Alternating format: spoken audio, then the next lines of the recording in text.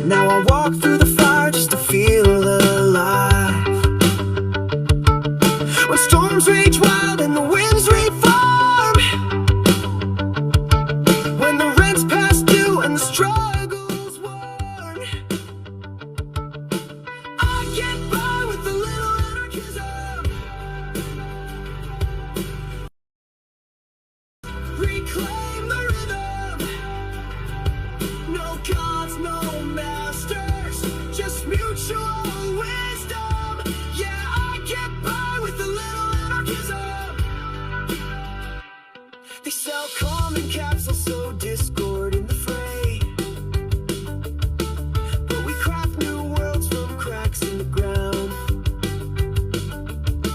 With a Molotov smile and a seed bomb heart, we're shaping the future from the chaos we convey. Beneath the sky that's lost its light, hope ignites, shining bright. I get by with a little anarchism. Break the chains, open up the prison. No rules, no limits, just fearless vision. Yeah, I get by with a little anarchism.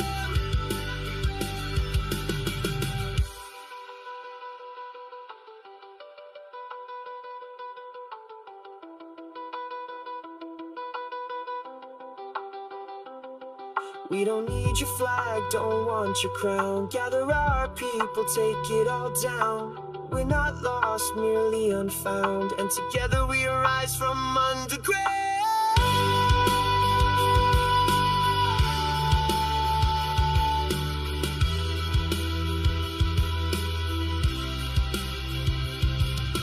I get by with a little anarchism. Spit truth beyond their broken prism. They laugh till we break the algorithm. Yeah, I get by with a little anarchism. So light one match for every lie, and watch the phoenix rise, reach in the sky. We don't survive, we radicalize,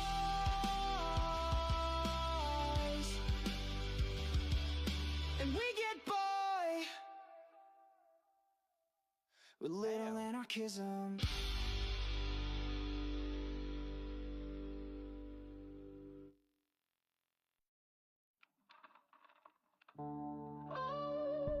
Charu, please enjoy some tunes for a minute while I get some things set up. Just do all the tappy shits and whatnot, and yeah. Call it work till your spine gives out. Call it dead in your mother's mouth. Call it silence when you're screaming loud, but it's suicide by another route. Call it praying to a boss in a tie. Call it pills till the pain's just right. Call it making ends meet through the night, but it's dying slow just out of sight. They don't call it suicide if you clock in. Don't count your scars if they came from within.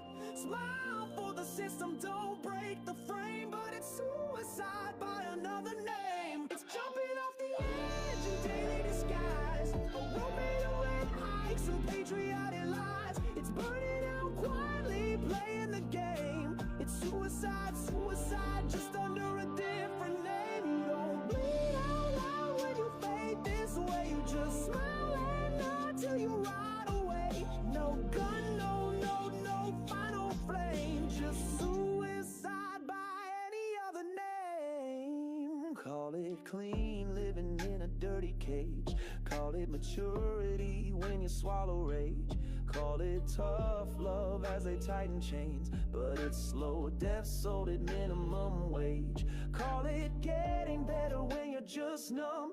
Call it healing when you're under their thumb. Call it progress when the pain's the same. That's suicide hidden in shame. They don't call it suicide if you comply. If you die standing up with your hands held high, but behind that mask you ain't okay. It's just suicide dressed in another day. Jumping off the edge in daily disguise, a noose of subscriptions and lullabies. It's burning out quiet, paying the toll. It's suicide, suicide, sold by the scroll. You don't bleed out loud when you fade this way. Just breaking bits, no one sees decay. No blade, no scream, no final claim. Just suicide by any other name. A smile can be a white flag. A paycheck can be a last breath. Torsdag! Call it what it is, but I will. Get up here and grace my box. First step back. This is suicide dressed in polite decay. Tied with a ribbon and shipped your way. We don't fall, we fade, we break in shame.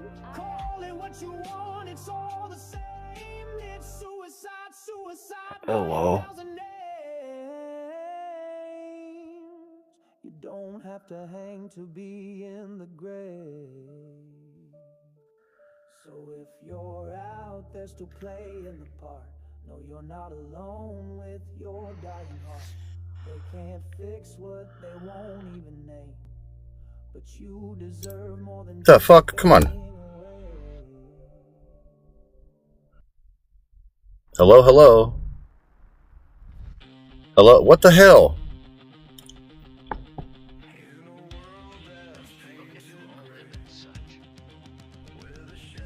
Can you hear me now? God damn it, Bobby.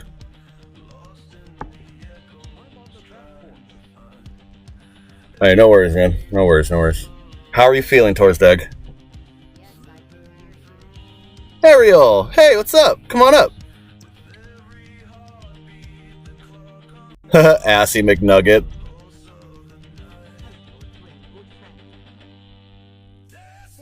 I'm dying of heart failure. But other than that, I'm alright.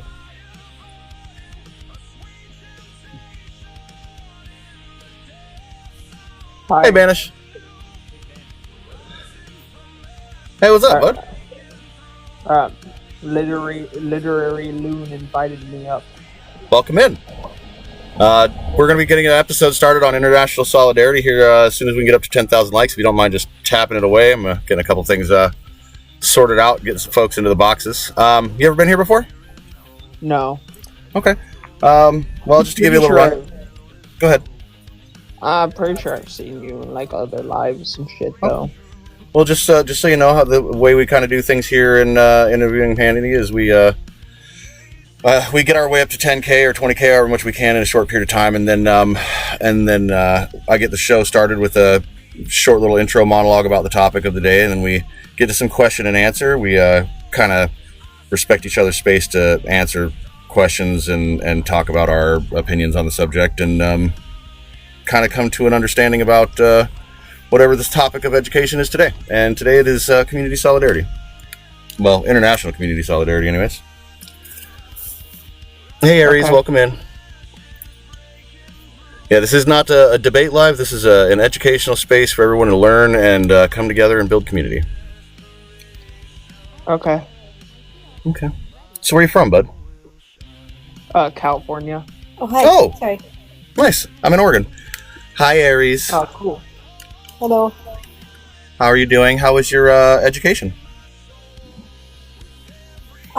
It went really well. It went Good. really well. Good. I felt I was pretty aligned. Hell yeah. For those of you who are unaware, Aries is a reader, a clairvoyant, if you will, and they are the most accurate person I have ever met with that title. So if you're interested in figuring some things out, they do damn accurate readings. I suggest hitting them up. Oh, thank you. Of course. I got a couple more things to finish getting ready before the episode. If you guys could just drum roll them fingers on the screens for me and get us up to 10K as quick as possible. Get us out of the FYP. That'd be fantastic. Can y'all hear the music just fine? Yeah. Okay, cool. It's alright. Cool. This is off my album. I'm dropping another one. Well, it's going to take a couple more days than I expected, but it'll be out this coming week.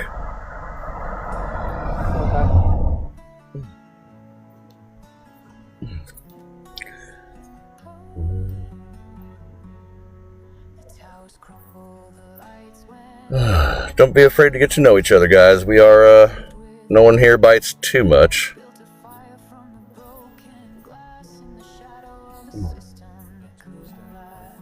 I'm on a very uncomfortable chair. Okay. Why? I don't know what to bring up. I'm on a very uncomfortable chair. It sits with you kneeling. Oh. It's supposed to help with your spine. That sounds unpleasant. Yeah.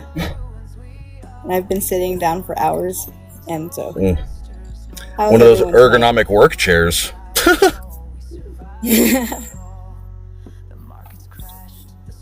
Banish, if you want to come up, man, feel free. All right, everybody, let's tappity get us up to 10K. We can get these episodes started. Those of you just coming in, welcome in. We're about to have an episode about international solidarity.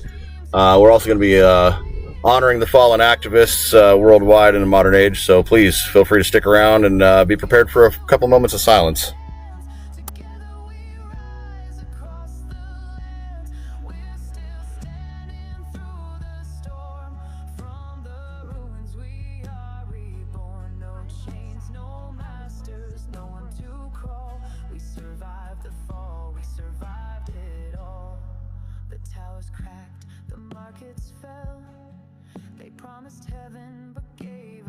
Also, guys, if you don't mind, if you are able to do so, please go ahead and throw out a heart me and a rose or whatever, and listen to the fun sounds that come with it.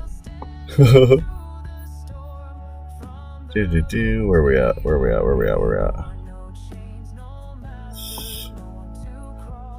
Ah, here we go. I did it all.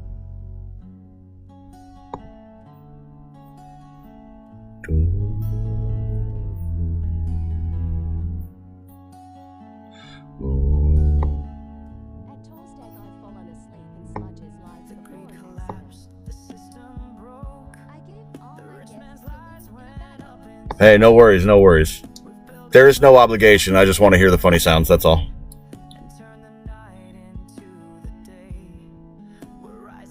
I'll figure out where my sound button is.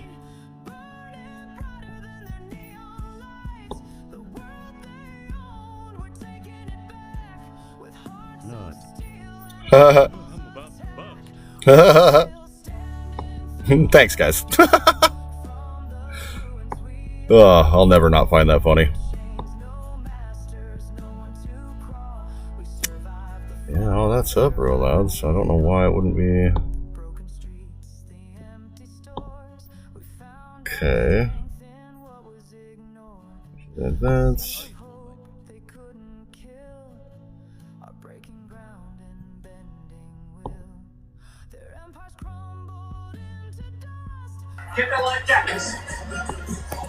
Hot.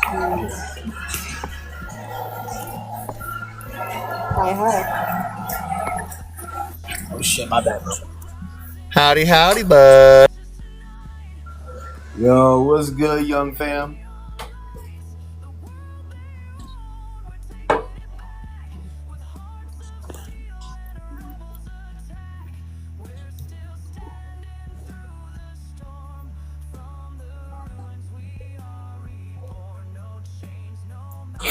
Sorry, I just had like the world's biggest, like I was like mid about to be like, I'm okay, and then do the casual like, how are you? But I was just like, brain fart, no, I don't want to say that. Yeah. Hey, Janur, you showed up for a good episode. We're going to be talking about international solidarity and honoring the fallen activists worldwide in today's age. So, if you got folks you want to honor, please go ahead and drop it down in the chat, and I'll pull them up and see if I can't get some pictures. I'm sorry, I missed that. Oh, we're discussing international solidarity and talking about, or we're going to be honoring the fallen activists worldwide in today's day and age. And if you got anybody internationally or even nationally that has fallen victim to the system in their fight, then please send either drop it in the chat down here and I'll pull up a picture of them, or send me a DM and I'll make sure to include them in tonight's episode. Okay. I don't personally know anyone that has fallen. Okay. But that's fine. I am the family member of a catalyst. Oh. Yeah? Yeah. Want to talk about it? Yeah. I mean, yeah, I can clip notes. Okay. My elder cousin that used to babysit me was Philando Castile.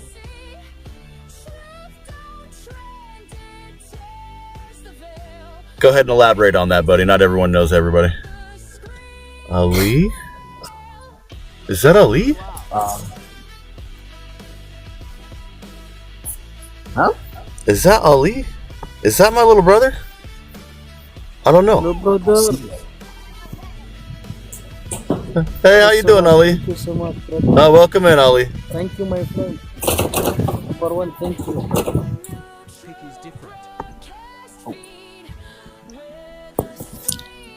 Seeds, get in here, buddy. All right, guys, give me just a few more minutes. Please tap it up. As soon as we get to 10K, we can get the episode started, yeah?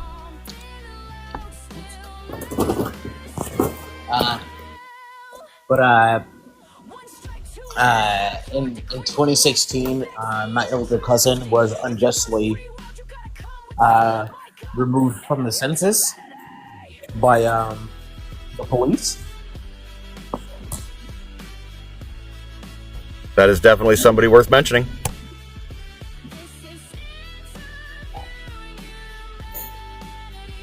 So, while my elder cousin wasn't an activist, I believe it was a catalyst for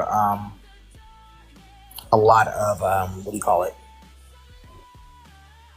Like the BLM movement. And that is definitely somebody worth talking about, bud. Feel free to share some of their story with folks while we tap it up to 10K, yeah? Of course. Don't you threaten me, Torsbeck. Okay. I'm going to go on mute. You go ahead and tell his story, bud.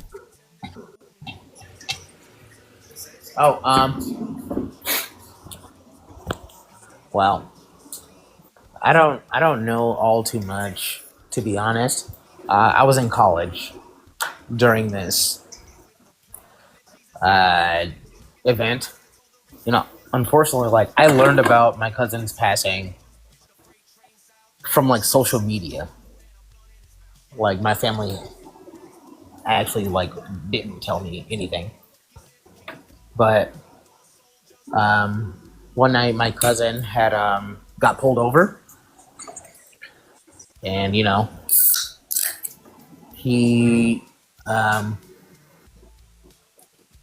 told the officer that he was carrying and that he was licensed. And then after that, the officer unloaded.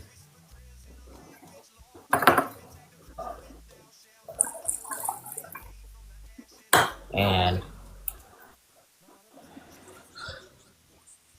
that's how I lost. We weren't super close. I don't want to give you guys that impression. He was just my babysitter as a kid. I mean, even still. And, I have fond memories of him and everything. But, I didn't, we weren't, locked in.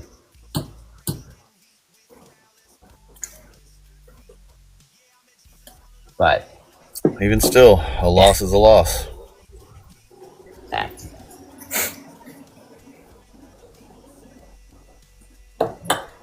sucks. You know, that particular reason is like why like I continuously change like my my name, and I never really give people a whole lot of like information about myself.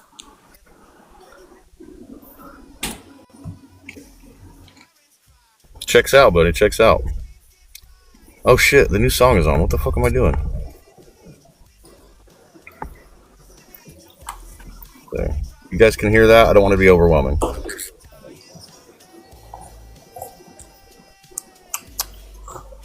Tell me. Can you hear it? Yes or no? Yes. Okay, cool. I want to make sure that I can hear y'all and have it not overwhelm y'all at the same time. Sorry, I literally just started 15 minutes ago. And, yeah, I haven't seen a request either. But we're sitting at 5. Man, if we can make it to 10 before 30 minutes, that'd be fantastic.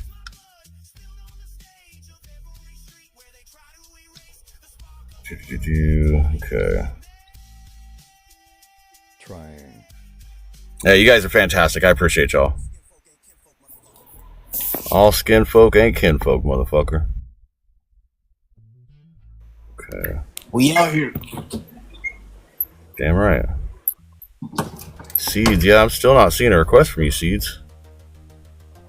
You know, hey, just to be clear, I can in fact say the N-word. To be clear, I won't. No matter what. Hey, see, look, I knew I liked you. Oh man, I had to kick somebody out of the fucking Discord server last night for posting some racist shit. Oh, word?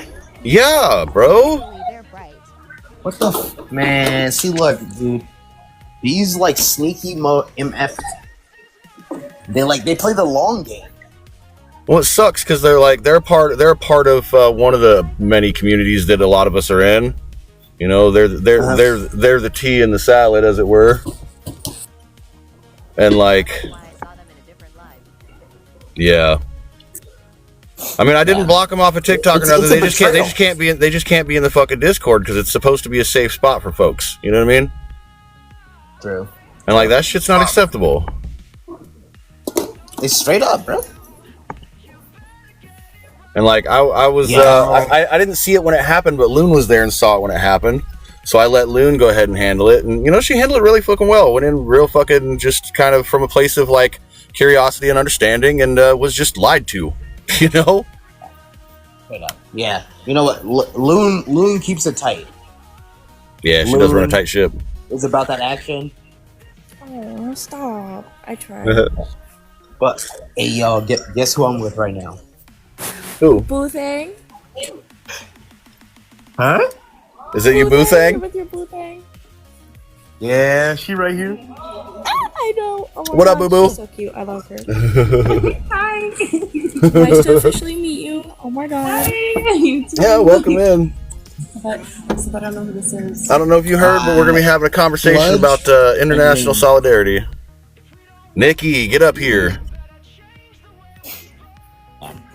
Yeah, I've been showing you off. Yeah, he talks about you all the time. Okay, hold on. Always the best things too. It's so cute. I already can't wait for your wedding. Like, invite me. Don't get weird. I love free cake. Don't play in my face. What up, Nikki? I got you.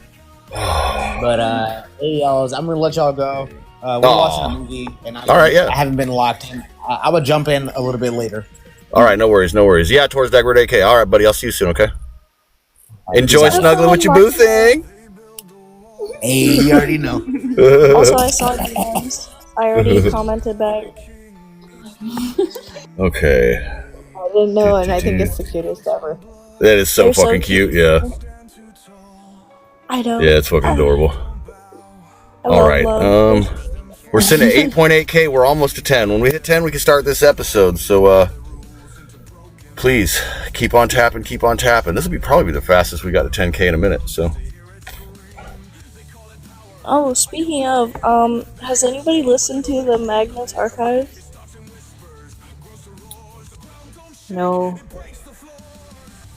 I'm telling you right now, please, dog, if you do me no other favor in your entire life, listen to at least the first 10 episodes and see how you feel from there. It's impeccable. Shit, 9.6? Fuck, we're almost there. Good job, guys. Holy fuck. What is it called again? The Magnus Archives. Magnus Archives. Okay. But all right. It's a horror pod. Go ahead and finish it up. We just hit 10K, so go ahead. Oh, no, my bad. No, you're good. If everybody's ready, go ahead and mute up. We're going to get the episode started. Oh, hold on. I gotta do this proper, so give me just a second. Because it can't be the show without the... We gotta have that opening theme track, Hell yeah. Okay. Get that started. Okay, 3, 2, and...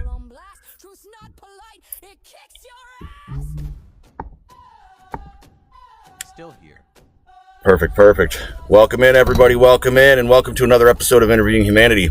As always, I'm your host, Sludge Knuckle, and tonight we're cracking open to the borderlines, burning down the national myths, and lifting up the names of those who paid the price for truth in a land not their own. Because when you live by a code of justice, it doesn't stop at your country line. And when injustice spills across borders, so too must our resistance. In this modern age of hashtags and headlines, we often watch global revolutions play out like curated media events, edited, truncated, and commodified. The names of the fallen trend for a moment, and then they disappear.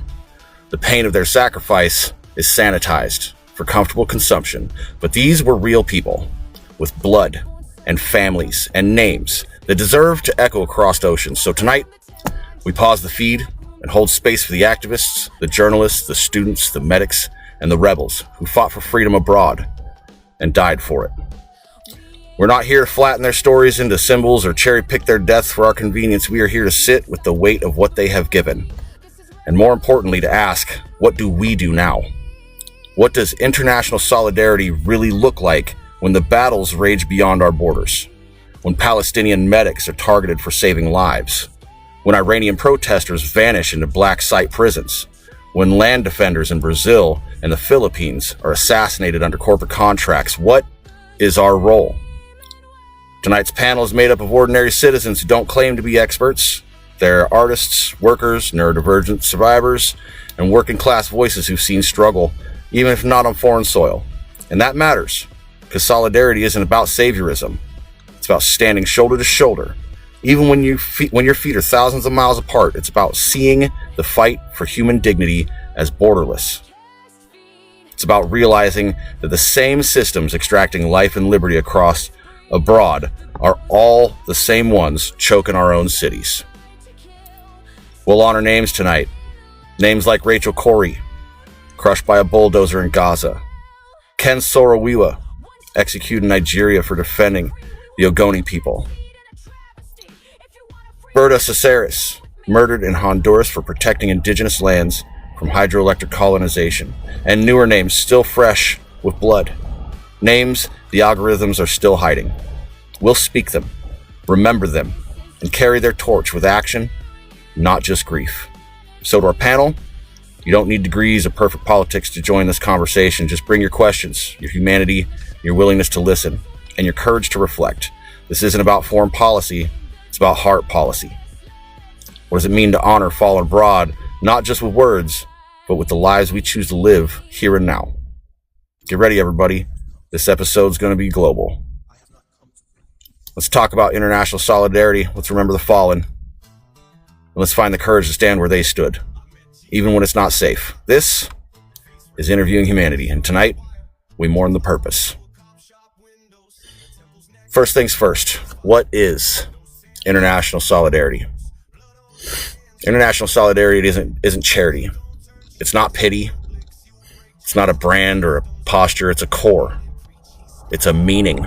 And it means recognizing that the global struggle for liberation, justice, and survival are interconnected with all of us. International solidarity is a consensus and a conscious commitment to resist oppression, not just within our borders, but wherever it rears its head. It rejects the lie that empathy ends at a passport. Solidarity means mutual aid between nations and people. It means using your position to lift others. It can look like donations, translations, amplifications, or disruptions, but it starts with recognition, with willingness to say your pain is real, your fight is valid, and I will not ignore it. Hashtag activism and profile picture filters are fine starting points, but what happens after the trend dies? Real solidarity means committing beyond the optics. It means checking your own nation's role in the harm. It means letting go of being the hero and choosing to become responsible and a responsible comrade. When we say free Palestine, we can't ignore the company we support and the politicians we elect, or the silence that we keep. So my first question, and I'll bring this one, let's see who's in the first box. I'll bring this up to Aries. What comes to mind when you hear international solidarity? Unity, compassion of and empathy of the next person, love, and I keep going back to unity.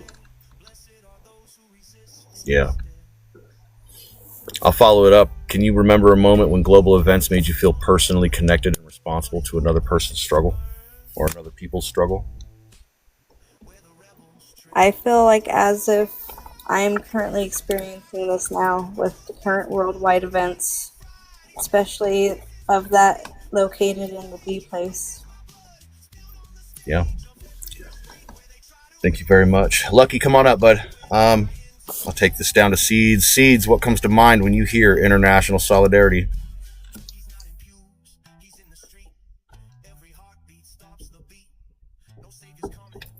You banging it out right now? No. International solidarity to me ultimately means a resource-based economy on an individual basis or on the microcosm. It means the hierarchy of activism. Think local, work global. So I think local. I work local and I think global. I work in my environment and I keep a mindful awareness of how I interact with my environment that extends around the world, and interacting equitably. So, and having that outreach, it also means being not what I would call Eurocentric, but not America-centric. When you encounter other cultures, to engage in those cultures, like Captain Picard, he didn't appropriate those cultures. He celebrated them as an observer. Absolutely, and so just observing objectively. Absolutely, and I'll follow it up with another question. What does meaningful solidarity look like to you beyond social media? It means following your passions. You can't go wrong if you really follow your passions. And if you don't have any passions, then I think you should be alarmed. But other than that, I have a passion for just picking up trash.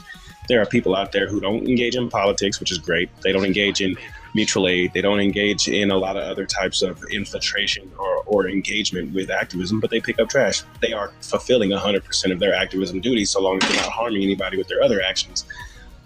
There's somebody out there who is just being an aggressively great parent. There's somebody out there who's just being a less and less harmful, more and more open-minded person every day. All of those people are engaging in 100% of their activism.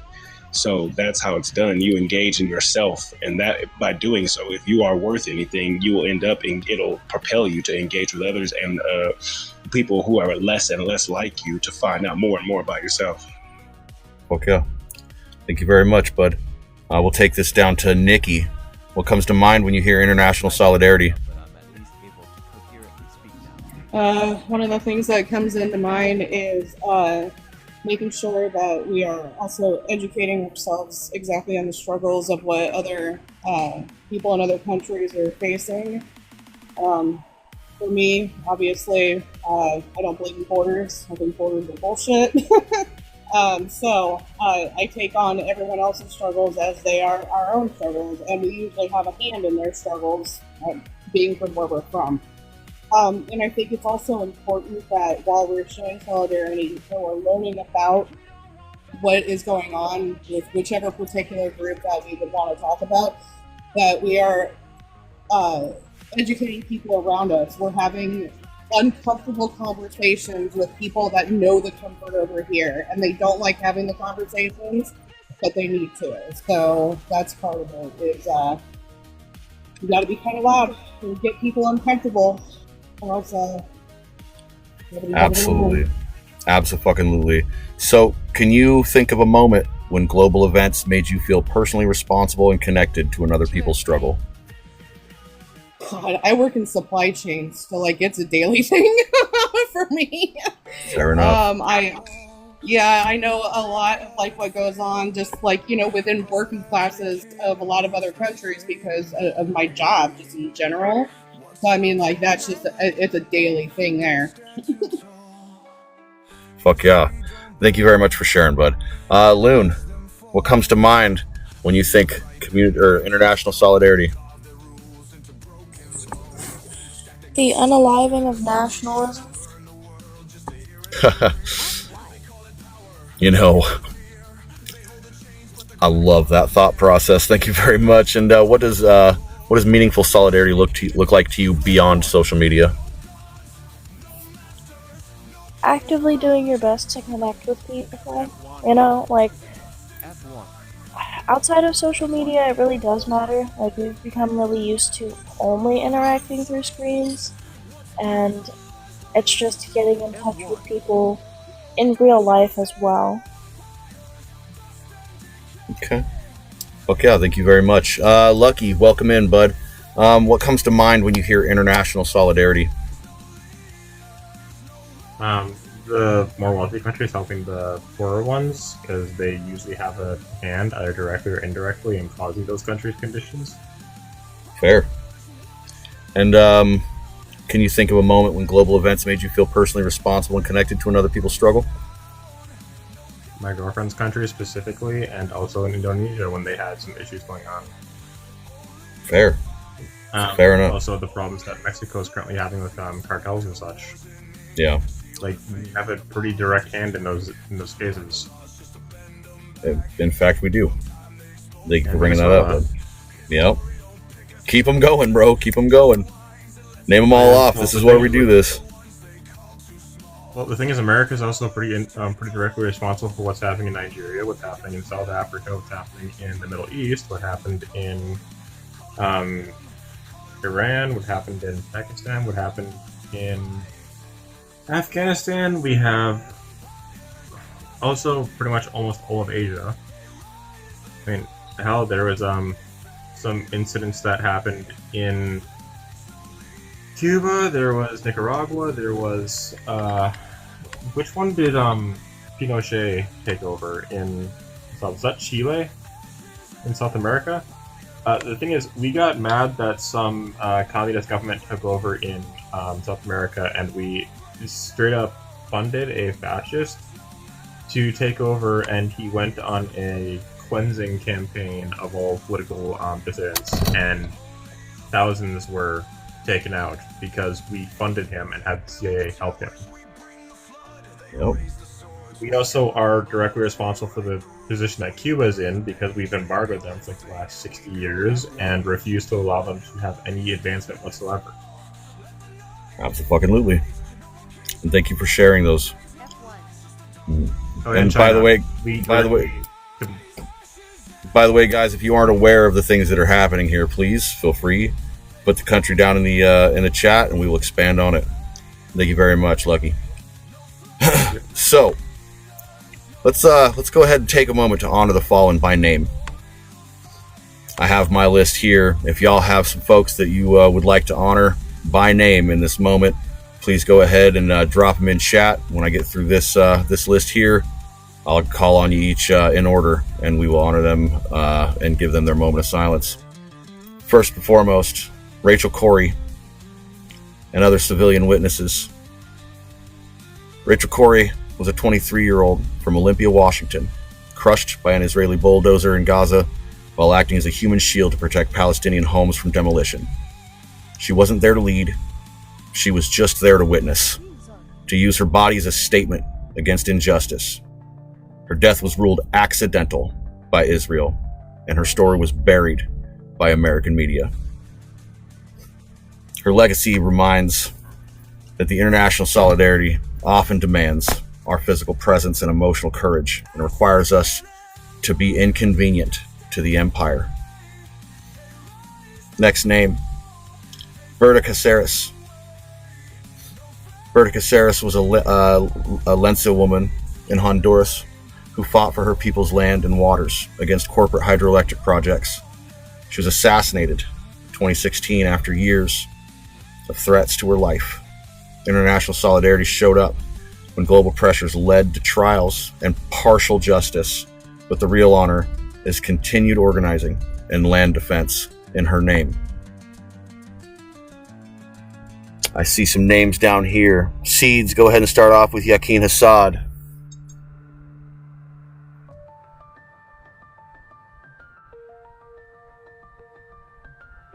Go ahead, man. Floor's on you.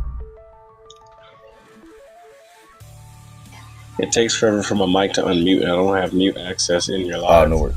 That's weird. Okay. Yaqueen Hassad was an 11-year-old girl. An 11-year-old girl who was unalived in the recent airstrikes. She was known for being very inspirational, very communal, very community minded. Yaqueen would frequently go out and hand out lemonade and other drinks and tend to everybody's emotional state, and was most known for doing survival tips in the midst of massive amounts of shellings, and talking about doing survival techniques during this kind of G-side. An 11-year-old girl with more intestinal fortitude than most grown fucking adults I've ever met. F1. F1. F1.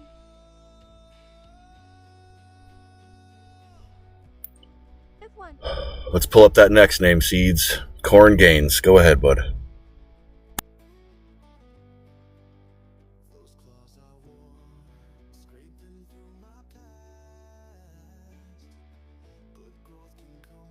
A mother of a 5-year-old son.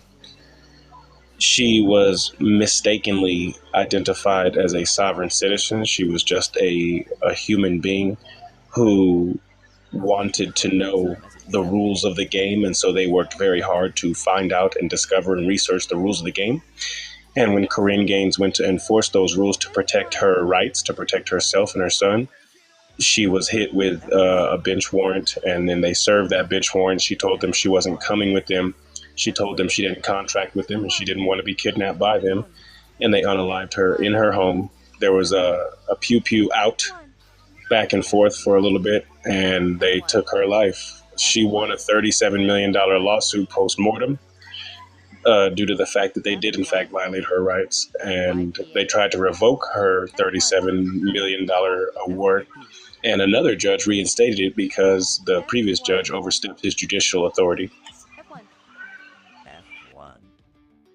Corinne Gaines is a reminder that when you stand 10 toes, sometimes you got to pay the ultimate price. But that's what Tupac and everybody else who ever said, live on your feet or unalive on your knees.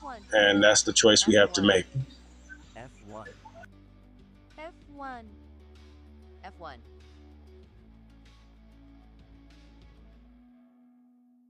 F1. and we're going to honor her sacrifice. Aries, do you happen to have a name? The cruise ships are starting to stop flying flags where I live. Starting to stop flying flags in international waters? The only name that I have that is coming to mind right away is someone who is national. That's fine. We're dropping all the borders at this point. Sandra Massey. No flags. Talk about her. She was a woman who there has been many claims in regards to where her emotional state was, but this is something that hits really close to home for me as someone who is also very spiritual. And she made a remark to I'm trying to think of what a good censored word for what they are. Just say it. The cops. Mm-hmm.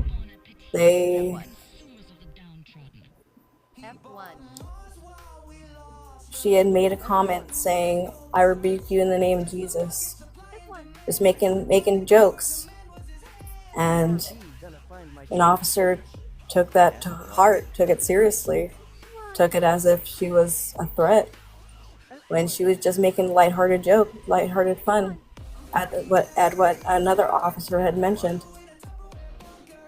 It's escaping me because it is something that I have had very close encounters to as well myself, and I was fortunate to make it, but she wasn't.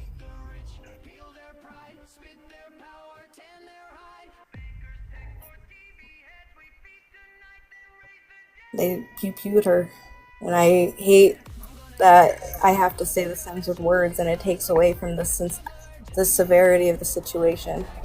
You don't have to. I would rather this life stay up. Nikki, you dropped out, but I'm bringing you back in. Yeah, you don't have to censor yourself for this one. That's the point of spamming the F1. If everybody works together, we can push past it. We proved it the other day in the live that was being actively censored in real time. If we work together, we can push through it. We together have power. We can't do shit by ourselves, but together we can do anything. And that's why we honor the fallen. They showed us. Sometimes 10 toes down is really the only place to be. Thank you. Before I move on, does anybody else have a name they'd like to bring up and honor?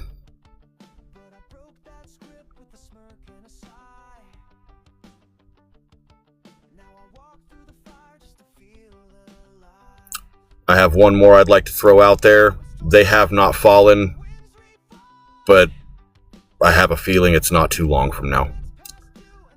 And that is Bisan. I have one. You got one, Lucky? Go for it. Oh my god, my heart. Hold on. That hurt. Yeah.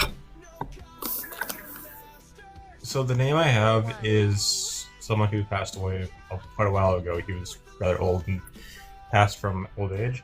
But it's Francis Pegamagabo. He was a man who served in the Canadian military, but he was an Indigenous person in the Canadian military. In World War I, he fought with the Canadians when Canadian people were not actually allowed to be considered Canadian citizens.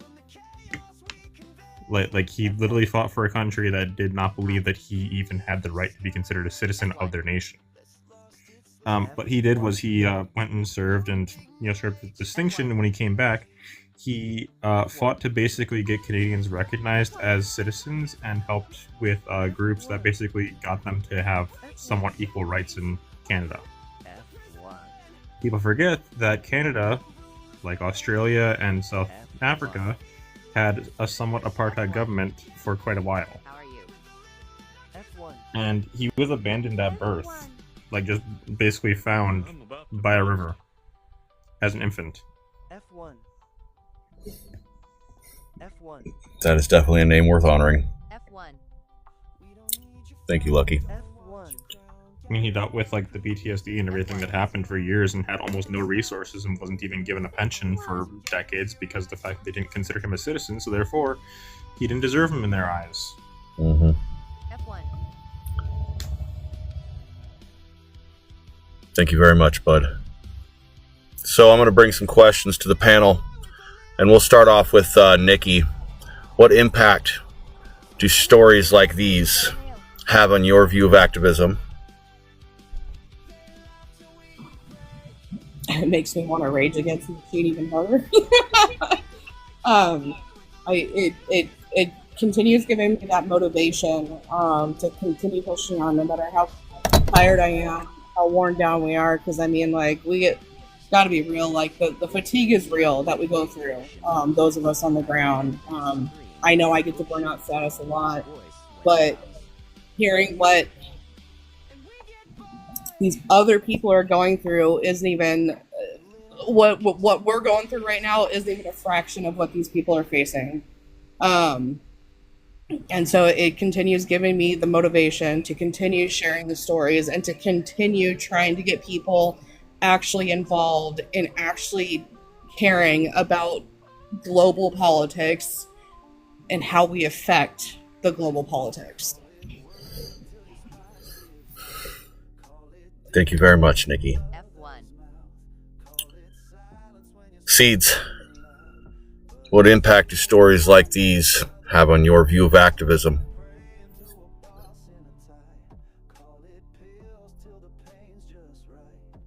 The United States is so full of shit. They're so full of shit, a toilet would be jealous. Because if this little girl, Yakin Hassad, and Greta Thunberg, no matter what people think about her, and a bunch of kids around the world can know the right thing, show the right thing, and do the right thing, then all these other fuckers are playing in our faces. Your average man, your average racist, your average anything, still making excuses and justifications for this sick shit is playing in our face. I got a little 6-year-old who's already making the realizations and putting the fucking dots, crossing the dots and connecting the dots and figuring this shit out for himself. And if a 6-year-old can do it, if a 5-year-old can do it, if a 12-year-old can do it, then anybody could fucking do it. And should be doing it. And I wish I would stand idly by while an 11-year-old sits there and fucking shows me up as a whole ass fucking adult. Yeah. Absolutely. Thank you very much, Seeds. Loon, what impact do stories like these have on your view of activism? Anxiety.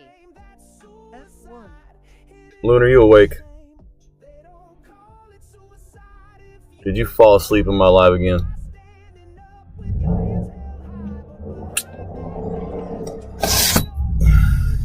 When the mod gets tired and falls asleep in your live. Okay. We'll move this over to Conduit. What impact do stories like these have on your view of activism?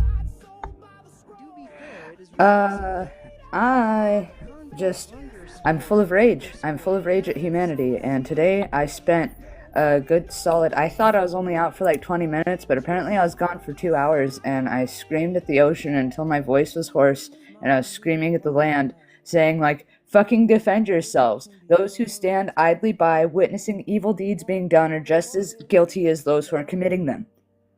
Defend yourself. I was screaming and crying and challenging the waves. I got drenched. I was fucking pulling those waves up. I was going nuts. Because I'm involved with some international stuff, you know, and so it's like I was giving a forged eviction notice today. Like, you know, and so with my activism, it's like, what other point do I have to exist? When my own right to exist is being attacked, what the fuck other point do I have other than to exist out of spite and give it everything I have, because that's nothing else. Absolutely. Exist out of fucking spite. Yeah. That's really weird. You got a forged eviction notice. That's I really hope something awesome happens from that. Oh man, yeah, no, it's because this whole region is based off of mining law in the it's the 1900s, 1800s mining laws that they used to create the quitclaim land deeds that they built the entire city on. And so we declare absolute title and dominion and revoke all quitclaim land deeds. So everything that is built with a solid foundation into the earth goes back to the original owners and the indigenous people of the land. But absolutely. Yeah, because there's a fucking forestry cabin on top of my husband's grandmother's fucking grave right now. Wow. That's intense. Because they burnt the city down when he was a kid. There's an active genocide happening here. You're damn right. Literally, it's every time we leave the house, something stupid happens. If my stepson hadn't gone to the grocery store, I'm sure we wouldn't have gotten that notice. Yeah. They thought it was just me at home. Well, they only send people when they think I'm alone with the child. Of course. That's how cowards do. Yeah. Thank you very much for sharing, bud. Right. Aries, what impact do stories like these have on your view of activism? F1.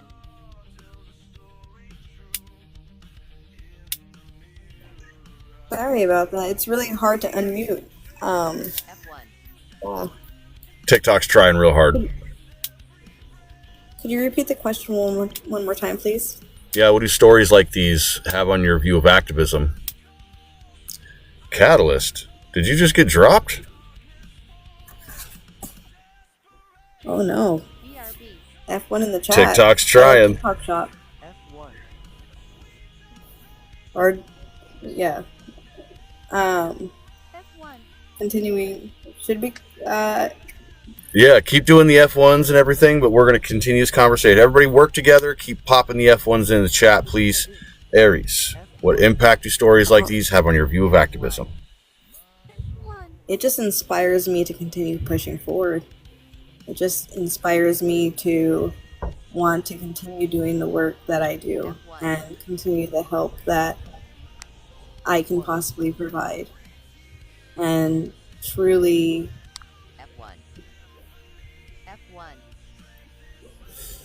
Oh, sorry. The music in the background confused me for a second. I thought you were starting to speak. No worries.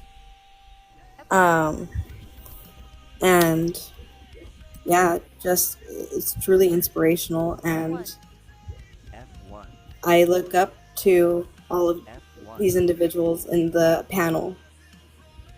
I look up to a lot of these individuals in this panel. They're all so hard and courageous and hardworking and inspirational.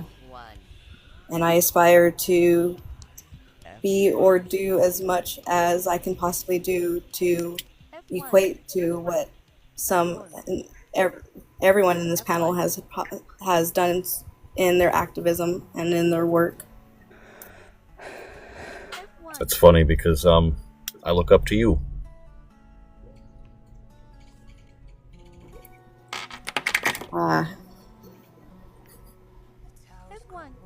It's not easy staying connected to source and connected to self when all of this goes on, and I aspire to be able to get there. So thanks. Lucky, what impact do stories like these have on your view of activism? They remind me that we can actually still get stuff done. That there is a point to it, that eventually things will change if we work hard enough. You know, my girlfriend's country has people who are actively fighting in the mountains to make sure that they can make change. Absolutely. Age restrictions is on, yes. Thank you very much. And thank you, Lucky, for sharing. Moon, we're talking about honoring the fallen activists abroad, overseas, and some even here in the States, and honoring their sacrifices to fight the injustices worldwide. And we made mention of a couple of different folks, including an 11-year-old girl. An 11-year-old girl who was unalived in a bombing. Girl would go and serve lemonade to her communities and do everything she could to make sure people were taken care of. And she stood 10 toes down.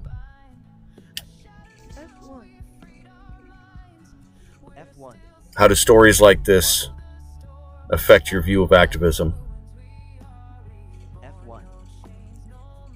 It just shows that it works, because when they try to silence us by any means necessary, it means we are making ripples. And that should encourage us to fight the fight. Don't let the scare tactics and unfortunate happenings deter you from doing what you believe is right. شكرك أخي بارك الله بكم يا أخي الله يرزقكم الجنة إن شاء الله تساعدونا You يا أخي. are deterring from doing what is right. You stand against your very fabric being, in my opinion. If we let them continuously keep the thumb on us, how are we going to change anything? Absolutely. Thank you very much for sharing, bud. So we're going to hey, thank you very much. So we're going to talk about well, apparently we hit a milestone there. Thank you all very much. So we're going to talk about the role of U.S. in global struggles. First and foremost, the U.S. government trains police forces globally. It sells weapons to oppressive regimes, has a long record of destabilizing nations through coups, propaganda, and sanctions. Standing in international solidarity means confronting the role of our own nation in creating the violence that we have mourned. From COINTELPRO to School of the Americas, the U.S. has long exported tactics of repression. But activists have also exchanged knowledge across borders, from the Black Panthers meeting with the Algerian revolutionaries to Standing Rock inspiring indigenous defense worldwide. We connect when we connect when we reflect on each other.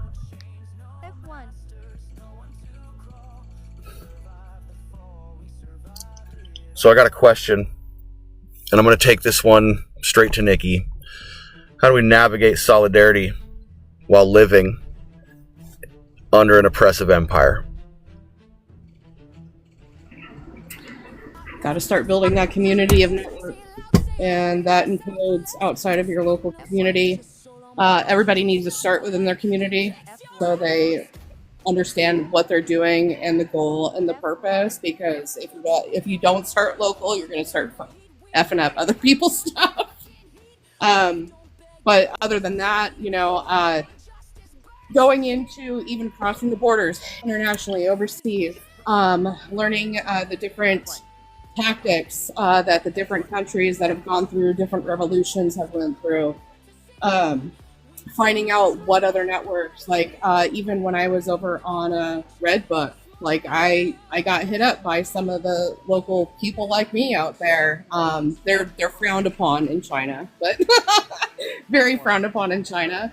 But they let me know of the stuff that they do on the ground over there. It's a little less extensive over there, considering they're a little bit better taken care of than we are here. But we have to start establishing these networks and making sure that even things like with these ICE raids that are going on, if you establish a good network, you can help out a lot of people and you can get more people safe. Absolutely. Thank you very much. Seeds. What are our responsibilities as U.S. citizens when our government funds oppression? Let it fly, buddy. Let it fly. To rebel against all costs, by any means necessary. And I don't even buy that U.S. citizenship. I'm just culpable because of my interactions. U.S. citizenship is imaginary. My culpability in my involvement in my behaviors and my habits and how they.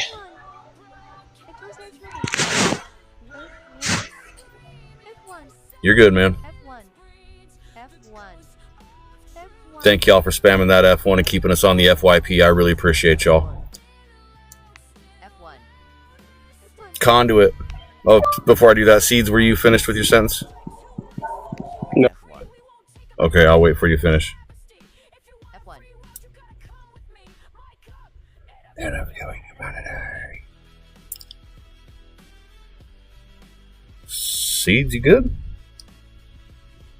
By the way, guys, if we start experiencing some severe twitches in the algorithm, just keep pushing through. We proved that if we fight back, it has no choice but to let us through. Go ahead, Seeds. I can't. Can you hear me? Yeah, I can hear you. Yeah, just my phone's crashing out because of this damn app. But if you can hear me, I can hear you. It's just us doing our job, which not participating. We are culpable, and nothing that is dependent upon your interactions. So, oh, there it goes. It's going to start kicking in, everybody. So just please make sure you're spamming F1s, hitting likes, and sharing it out. Do as many interactions as possible because when we actually do that, it has no choice but to let us continue on. Thank you very much for sharing, Seeds. Conduit. How do we how do we navigate solidarity while living under an oppressive empire? Communication, support. If you are interested in, or believe in energy work, fucking send love. Because so much is restricted right now. And, you know, everybody's broke. It's not like we could just send each other cash to help each other. It's the best thing we can do is share information, share resources that we can get for ourselves. Like how to grow in what gardening zone we're in, how to forage, how to build. We need to teach each other how to survive outside of this system. Absolutely. Absolutely. Thank you very much. Aries, if you're there and capable of answering, what are our responsibilities as citizens of the Empire when our government funds oppression? F1. That's why I'm going to Colorado this year. F1. F1. You there, Aries? Sorry, there you are. really like as if they're trying to stop me from accessing my microphone. It just is stuck. Yep. Yes, it is. But let's do it. Let's do it. What are our responsibilities? Our responsibilities is to not necessarily uprise, but revolt. Like, step away from, like, change it, transform it, and start something new. This is unlivable. This is, like, incapable of sustaining human life. We need something that is sustainable, something that is beautiful to Mother Earth, something that everyone can be within harmony with one another. That's what we should do that's what we should do as human beings, not necessarily merely as just what you had mentioned. Thank you very much. Yeah. Go ahead and finish up. I don't know if you're continuing to talk with the long pauses, and everybody does long pauses to make sure I'm not talking. So go ahead and finish up. No, that was about it. Thank you very much for sharing. I appreciate the hell out of you. Moon Clan. Oh, go ahead, bud. Go ahead, Seats. I would call it strategic discomfort. Strategically, actively seeking spaces that would cause us discomfort, but would add to the retraction of our participation in the fuckery. Absolutely. One example I'll throw into that is our national forests. They've been thrown on the chopping block for deforestation and oil drilling. They're beautiful places to be. They provide a bit of discomfort, and you can get your hands nice and dirty fighting the system there. Moon King. Go ahead. What are our responsibilities as citizens of the Empire when our government funds oppression? Point it out. Bring the truth out. No matter what the case, no matter if you get temporarily silenced, as the whistleblowers are called, we are the silent ones. We work behind the scenes. We bring it out into the light. We inform those who don't know behind the scenes. And we work efficiently and silently as they want us to be, but we are always moving. I will say there is definitely some merit in doing things under the radar. Thank you very much, Moon. Lucky, you got 1 bar of service. Can you hear me? Yeah, I can hear you. It's not showing Okay. 1 bar for me. Okay. My question for you is, what lessons from abroad can we apply here now? Like for activism? Yep. Well, do basically like a lot of the things they did.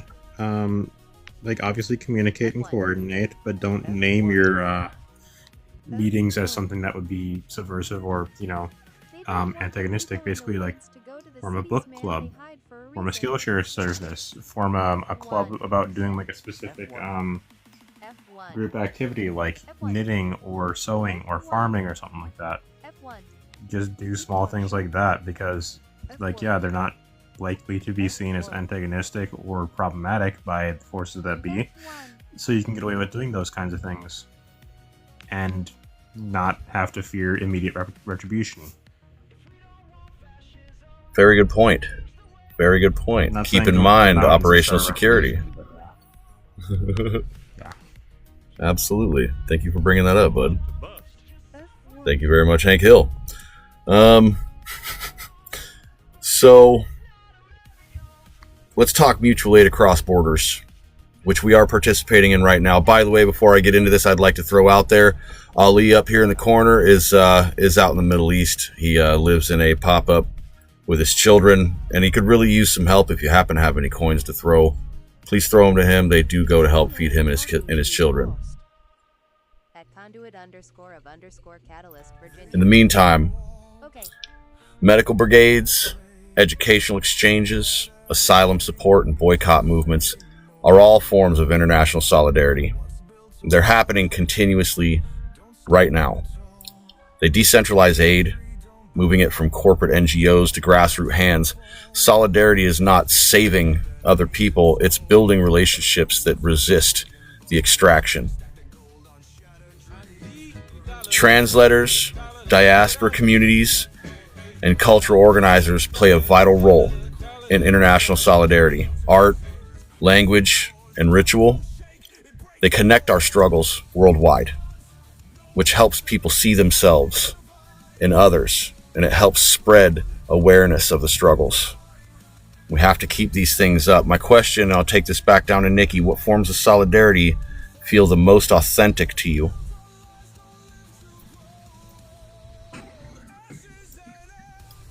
The ones that feel the most authentic is sitting and listening, actually.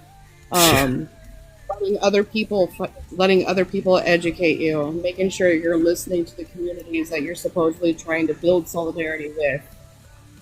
Especially if you're like me and you're transparent. It's really important because we all know we've been in this bubble. We're all trying to deconstruct it, and we're still going through it. We'll be going through it till we vacate the earth. But we got to make sure that we are sitting, we are listening, and we are actually understanding the communities, the cultures, the needs, etc. Even down so much as how the geography has been over the years and where people have settled at, where people have colonized at. So. Thank you very much, Nikki. You're very correct. Sitting down and listening to the struggles of other people and actually hearing them and being present for them is very fucking important. Seeds, how can we support across borders without repeating colonial patterns? Everything the other individual said, I will not be repeating. It was very eloquently put. Everything was covered, and there is no need for me to indulge. Fair enough. Yeah, Nikki's pretty fucking good at that. Conduit, since you're there on international waters, have you ever witnessed cross-border organizing that was inspirational and effective? Somewhat just amongst my own people. When we need to work together to gather resources to help those that are in need, we're able to do so without putting ourselves under the spotlight. So, whereas I'm open about my affiliations and stuff, a lot of our people aren't. And so we're able to network with that while avoiding our people being outed and thusly also targeted. So it's just the moving in silence thing, I guess, has been really inspirational because it takes a lot to do that nowadays. It really does. It really does. Yeah. Thank you very much, bud. Aries, how can we support across borders without repeating colonial patterns? With empathy, like pure, unadulterated, with innocence, empathy, because there's so much that goes into the factor with it being international, such as the cultural differences, and seeing another person for saying something may mean completely different in their language, and just to still continue on the connection, the committal of being in communication with people overseas or internationally with compassion and empathy completely regardless. Absolutely. Absolutely. I like to call it basic human decency. I appreciate you, Aries. Thank you very much. Moon, my question for you. What forms of solidarity feel the most authentic to you? Please elaborate the question. Okay. What actions have you witnessed in the realm of activism that feel the most real? Most of all, when it's genuine and there's no strings attached, right? Mutual aid, right? And you actually see it go around in full circle for yourself. When people are empathetic towards those who need somewhere to stay, who need the community, people who are not like built off of a false sense of funding to help, if that makes sense whatsoever. Yeah. Not just taking people for a ride. Yep. People doing the footwork. There's just so many different ways. Absolutely. Thank you for bringing that forward, man. Hey, Doug, welcome in. Since you just came in, let me go ahead and ask you what form of solidarity feels the most authentic to you? I don't know if any of it really does. Why is Most that? of it's just an illusion. F1. I think most of it's basically an illusion. To make it feel that. You're breaking up really bad, buddy. You, everybody go ahead and throw on mute. Make sure I can hear this, man. Go ahead, Doug. I think my computers are dropping it out. That's all. Okay. Okay. So, I couldn't really catch a lot of what you said, but I heard the word illusion there. His signal looks choppy. The signal does look a little choppy.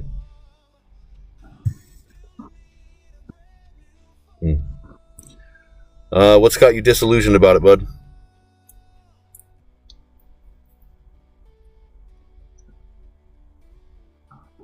Can you hear me?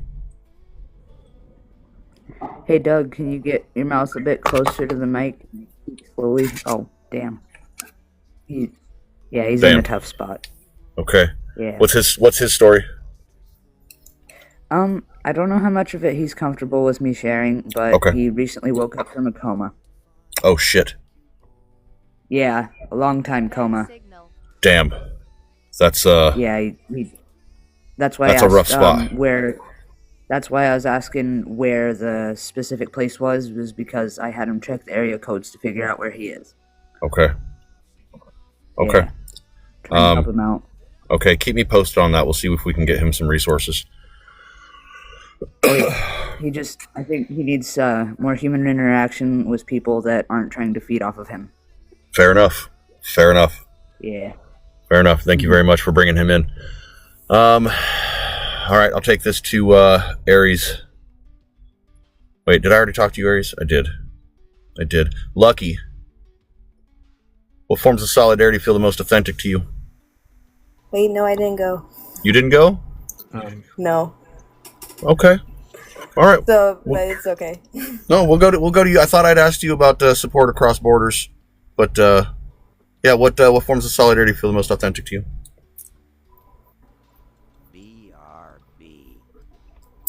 Ooh. Now I feel Okay, like Convo. I'm put on the spot. Let me see. Let me think about this for a moment. The forms of solidarity feel most not important, but Authentic. sincere. Yeah. Authentic. That's the word I'm looking for. Right. Is definitely continuous uplift of the community, continuous uplift of the person who is being within their activist stance is what I was thinking of calling it. Sorry. But just continuous uplift. Okay. Continuous up spirit. Sorry, sometimes after channel brain gets the best of me. Hey, no worries. No worries. I understand you. And thank you very much for sharing. But Lucky, back to you. What forms of solidarity feel the most authentic to you? The kind like when you're actually doing stuff and not just paying lip service to a cause. God damn, yeah. Because I've had a lot of people who will just pay lip service and then do nothing about it and then go to a corporate job and enjoy corporate things while they have literally nothing to show for something, but they like to act like they've done something. Absolutely. Like that will just pay like a couple bucks here and there to post-colonial nations because it makes them feel good. But really, they don't want those kinds of people in their community. They just want to keep them where they're at. Yep. Yeah, maintaining the status quo through altruism. It's fucking disgusting. A lot of church groups do that. Yeah, they fucking do. Yes, they fucking do. Yes, they do. Welcome in, Kai. Especially in the Midwest. Yeah, absolutely. Absolutely. And thank you very much for bringing that point forward, man. People need to pay a bit more attention to that. So, final subject for this conversation. We're going to talk about grief as a catalyst for action. So, first and foremost, grieving those who died for justice isn't a weakness. It is a sacred act, but it can't stop at tears. Those tears have to become jet fuel for action. Their deaths must echo in our organizing. Mourning becomes a radical act when it refuses to normalize the violence that stole these lives. When somebody is unalived by the system for standing up to it, and then you go out to fucking McDonald's, to Starbucks, Target, and give them your money, you're perpetuating the same system and not doing what is necessary to bring this shit down. International solidarity isn't about becoming martyrs ourselves. It's about sustainable commitment. Boundaries and rest, by the way, are also acts of revolution. So if you're not getting fucking rest, if you're not drinking your fucking water, you're doing a disservice. And yes, I know. I need to do the same fucking thing, but get me a group of fucking folks that can take care of things in the same way I do, and I'll get a fucking nap. So my question, I'm going to take this down to Nikki. How do you personally process global tragedy?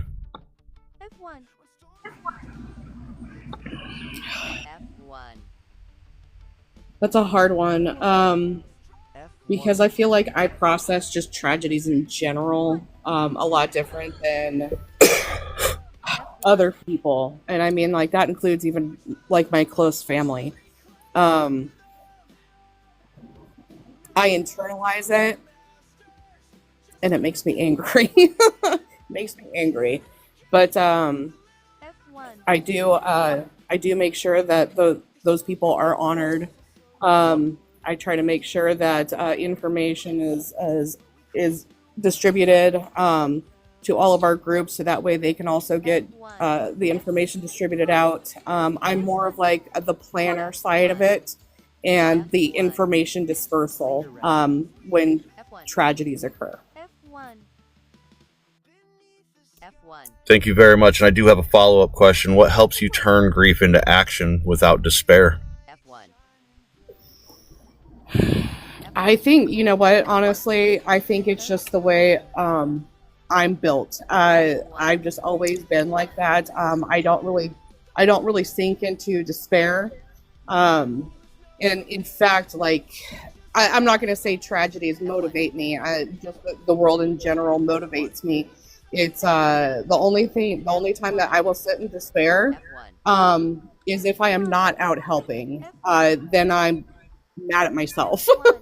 Like, I fucking feel I that. get mad at myself, and that's where my despair kicks in. As for that, my main goal is, that's why I don't feel despair. Like, I need to get things organized. I need to tell people about it. I need people to feel about it. I need people to have some feelings about it. It doesn't necessarily have to be despair, but get up off your damn couch and let's start doing something about it. Absolutely. So that's how I process it. I don't sit in despair. I don't necessarily, I will have my tears every so often, but I am the planner and I want people to get up and fucking move. That's what I want. Absolutely. And I reflect that exact same fucking sentiment. I get fucking pissed at myself if I'm not out doing a damn thing. So I can get blipped of the radar for fighting the system. I mean, I mean, like, that's when I hit my depression too. Like, if I ever had a deep depression like I did when I first moved up here, it is solely because I am not out doing what I feel like I need to be doing. And then as soon as I get out into the community and start doing what I feel like I need to be doing, I'm 100% turn around, and I feel great internally, even if I am struggling with anger as to what is going on.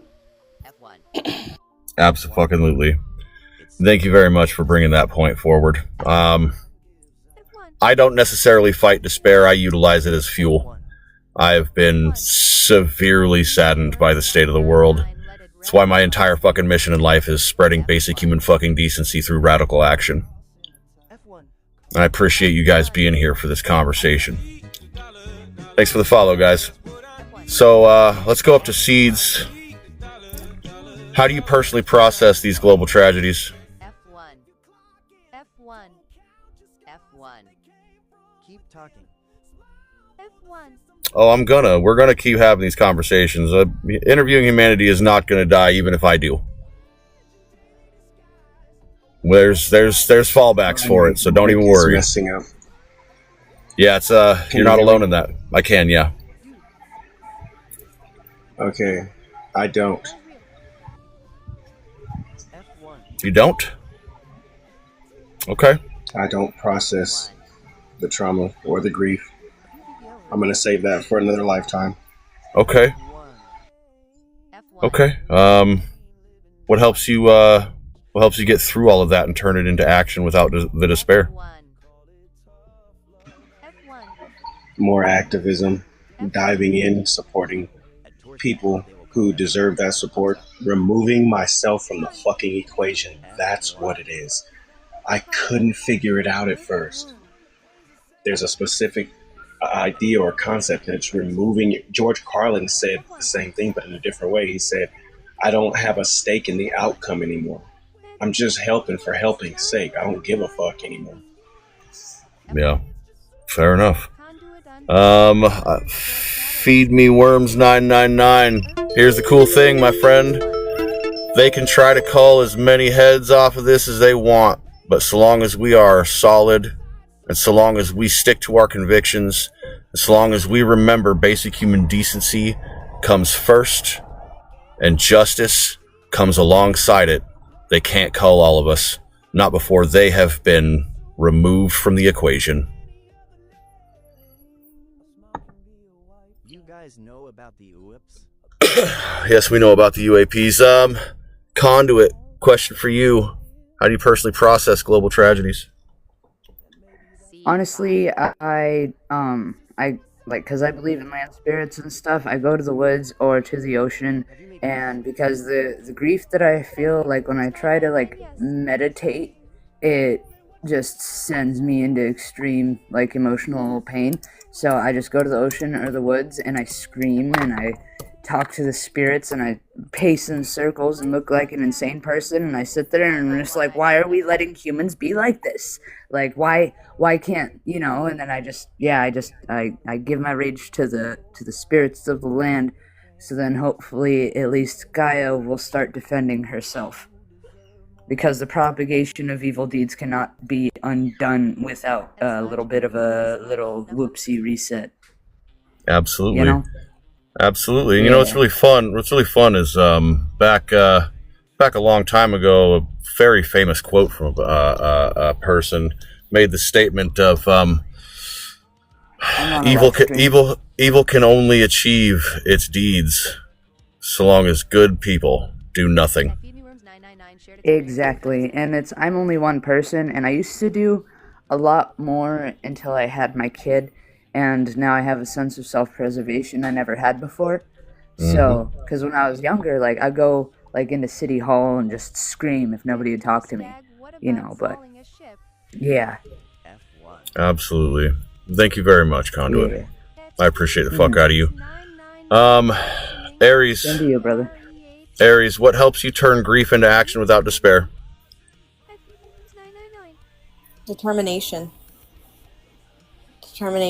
to in the ability to transmute that said energy, such as turn that grief and transmute it into determination.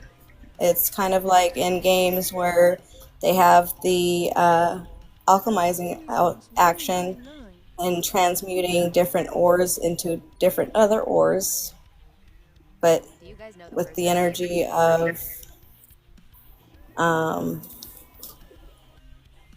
with the energy of with the grief.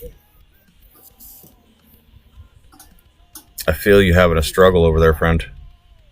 I am having a struggle. I am having a big struggle. There is a lot going on in the astral realm, and as well as personal life, and it's all kind of fallen on me all at once in this ability to try to put into concise words what it is I'm trying to explain. No worries. If you need to take a moment to just breathe and recenter, please do so. Your solidarity is very important, so please make sure you are solid. Moon King, how do you personally process global tragedies, and what helps you turn that grief into action without despair? You use the way I view global tragedy, right? It's a tragedy that happened, and I mourn for that moment to be able to process the next step. What keeps me going is knowing that I am making a difference with every step I take, with every person that I see down the street that I give a smile to, with every person that I absolutely wholeheartedly love with no strings attached. Okay. Those little things is fighting the good fight. Like giving out water to somebody who is like begging for water. You're just doing it because you can. Absolutely. It's Because about you don't doing. want them to suffer. It's about doing the good deeds because they need doing. Exactly. Doing the work because it needs to be done. Period. Absolutely. Thank you very much for bringing that point forward. Lucky, what's one thing that you can do this week in the realm of international solidarity?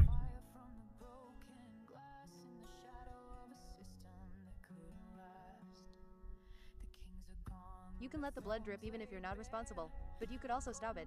That weighs. Yeah. On me every day. Yeah. You're very correct, Feed. Lucky, if you're there, if you can hear me, what's one thing you could do this week in international solidarity? Bye-bye last of my monies on one tiny LMAO. I'm not fully sure, actually. Okay. Might I make a suggestion? Kind of going through some stuff. So yeah, you can make a suggestion. Okay. Take some time, find their names, learn their stories, and speak them to another person. That's something I do literally every day. Perfect. Why? Don't let their stories stop. Service. I'm too feral for those kinds of metaphors. Feed LMAO. I appreciate you. All right, everybody. Tonight, we named the fallen. We explored what it means to practice solidarity across borders, beyond hashtags and headlines. We looked at the cost of justice for people like Rachel Corrie, Berta Caceres, and many others. And we examined the U.S.'s role in global oppression, and we asked hard questions about how to show up with courage, care, and consistency. Solidarity is not performance. It's a fucking promise. If you made it to the end of this episode, then thank you for being here. That means that you sat with the weight. That means that you opened yourself to truths many chose to look away from. It means that you heard the names, and maybe for the first time, you let them live inside of you. These people, these fallen, names that deserve more than hashtags, names that are etched into soil, blood, and resistance. Names that remind us the front line is everywhere. Sometimes it's on the streets of Ferguson. Sometimes it's in the forests of the Chiapas. Sometimes it's at the checkpoint in Gaza or a minefield in the Congo. International solidarity is not a luxury. It is not a side project. It is a moral baseline. It's how we unlearn borders and begin to live in a world where justice is not determined by your fucking flag. So what do we do now? Well, start by learning. Not just reading articles, but building relationships. Reaching out to communities impacted by war, colonization, and genocide. Ask what they need. Listen without assumption.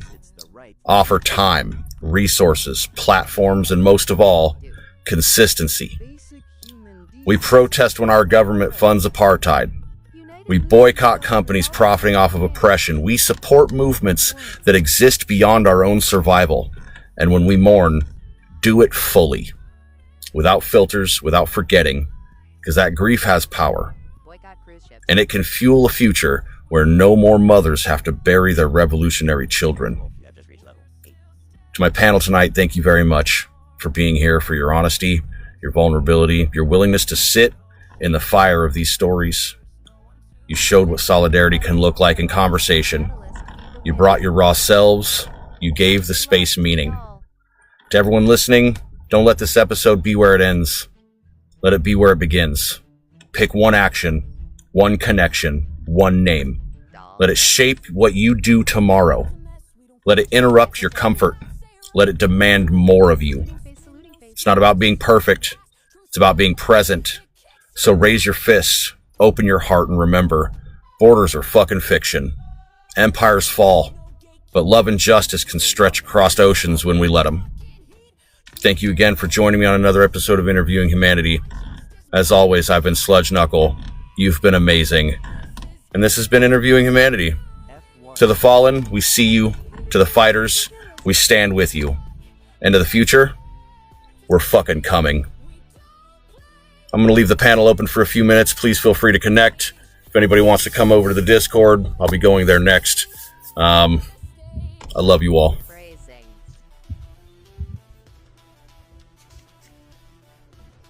Shut up, Torsdag.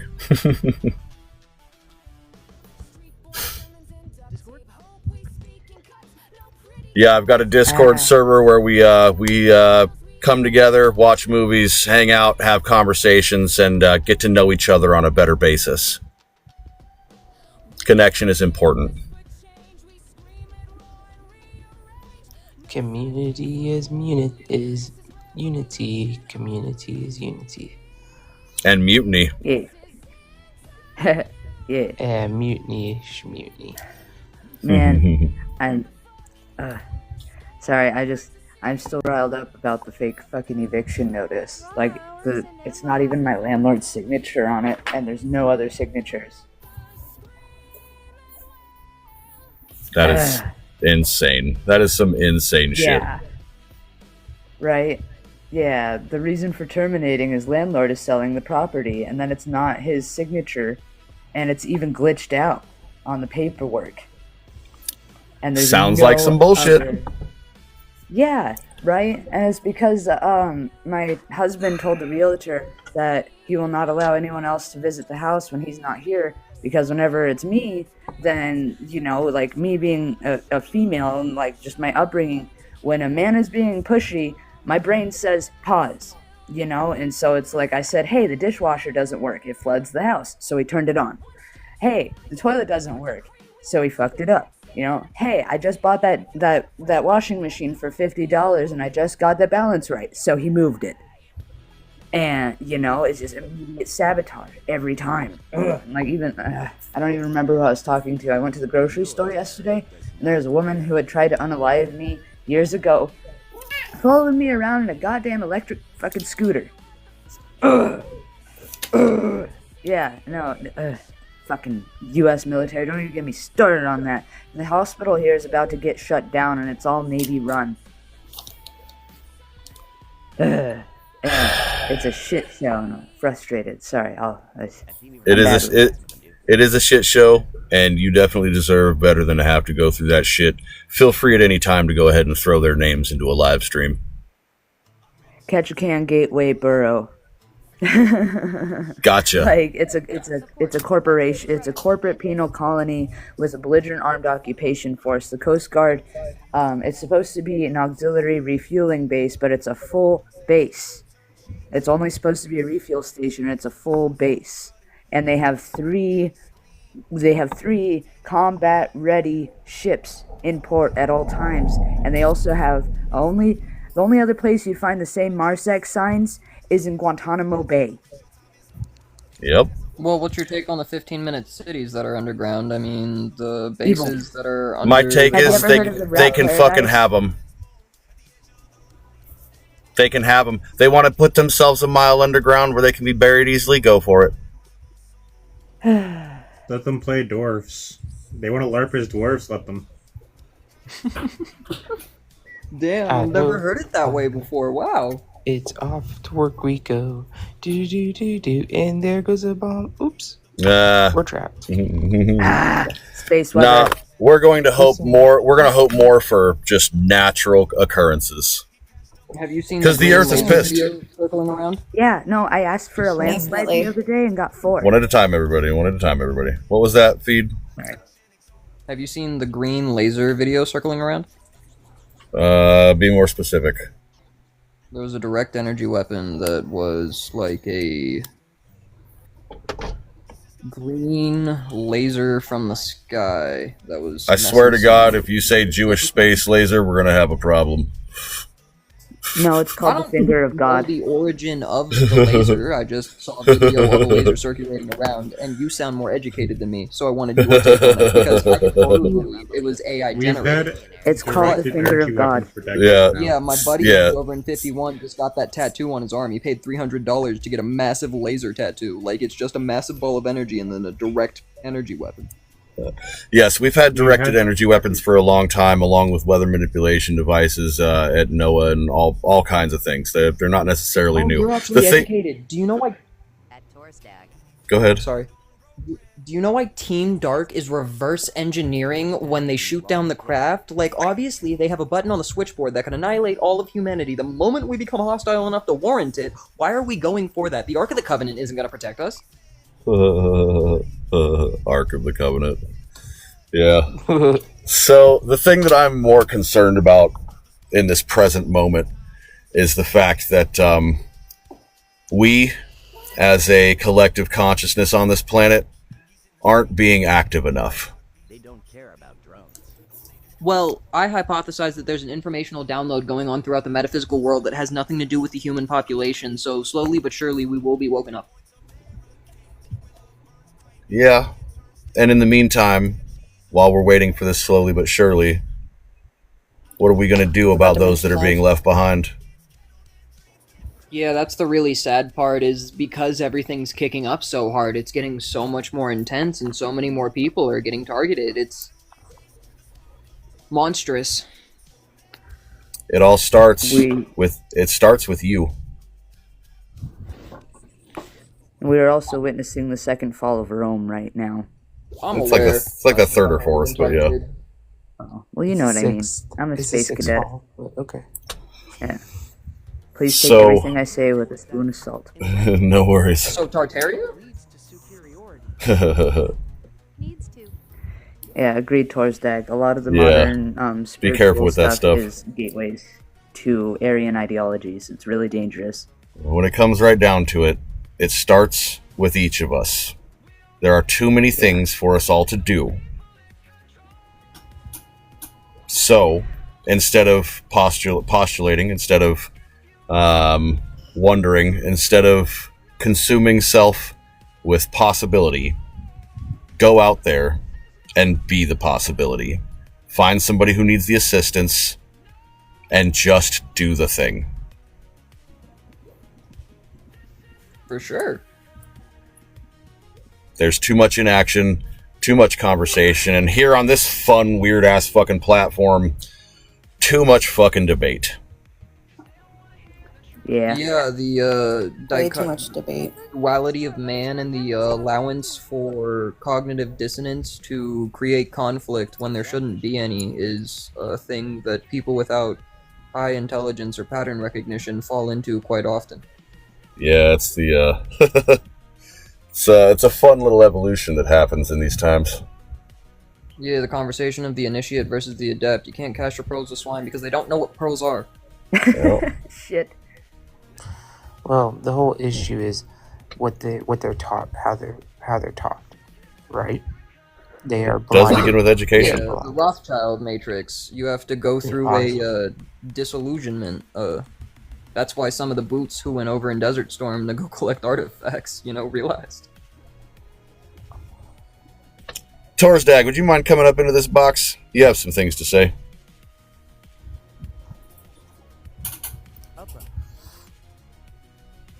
Uppies. Give me uppies. I've been trying to teach my son to roar instead of screech. My voice is so hoarse. Torsdag. I'm drinking Rockstar at midnight. Hold on, Conduit. Torsdag. Say some stuff. You got some things to say. Stuff and things and stuff. Listen Eggs here, and you're steak are good for breakfast. you're too cute to be acting that naive. They're giving them lobster, not eggs and steak. It's lobster time. It's been lobster time for like last year. Is it good? What do you mean? It's fucking. So what's up? So, speaking on the subject here of action over postulation, I've been talking too much. It's your turn. Okay, just use some words and stuff. I hope you know what they mean. Take it from here. You know what they mean. Okay. So, hi everybody. We'll start there again. Y'all doing all right? Yeah, we're doing great. What do you think that what do you think people should be doing in this moment? Right now, with the things that I know, live your best lives, but try to make it better for each other too. And we have to learn how to differentiate speculative and actual cognitive reasoning. There's a big hope, because we've been talking about aliens and stuff, that they're going to come and save us or something. At least that's the hope. If they were going to do that, I think they would have done it already. Yeah. Well, the discussion goes like this: Team Light versus Team Dark. Team Light doesn't want a mass psychosis to go over the world. No government wants to put their neck out on the chopping block. Even if they think they could successfully move forward with that, there is simply not the infrastructure or the ability to remove the people in power who have stolen the material resources and forced our economy into a non-sustainable thing, even though we have the technology. See, but resources and the gathering of said resources is backed by an idea, not an actual fundamental material. Yeah, but the egregores of the secret societies don't exactly sleep or stop or take breaks. The thing about an egregore is that it only has power if you give it power. Fair enough. Yeah. That's why we talk a lot about time and attention. Yeah. But what about bugs, satellite, who cares? Microwave weapon? Yeah, we've had them since the 50s. Let me cue you into something. The only currency that you are capable of producing at all ever is your time and attention. Time and attention. And it's a thing that they really, really are very good at getting from you. So when you put your focus into conversations like energy weapons and things like that, while they are interesting topics very much, it only serves to give them the currency they want from you. Hi, Joker. Hey, Joker. It's good to see you, honey. Can I clear up a miscommunication I made it earlier? Sure. I accidentally said Sandra Massey when I meant to say Sonia Massey. Sonia Okay. Massey. And I knew who you meant. I just wanted to clear that up.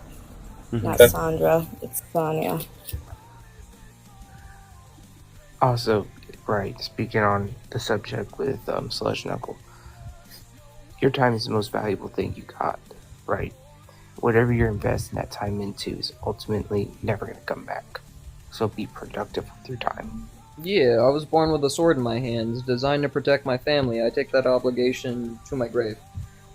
Yeah. Are you a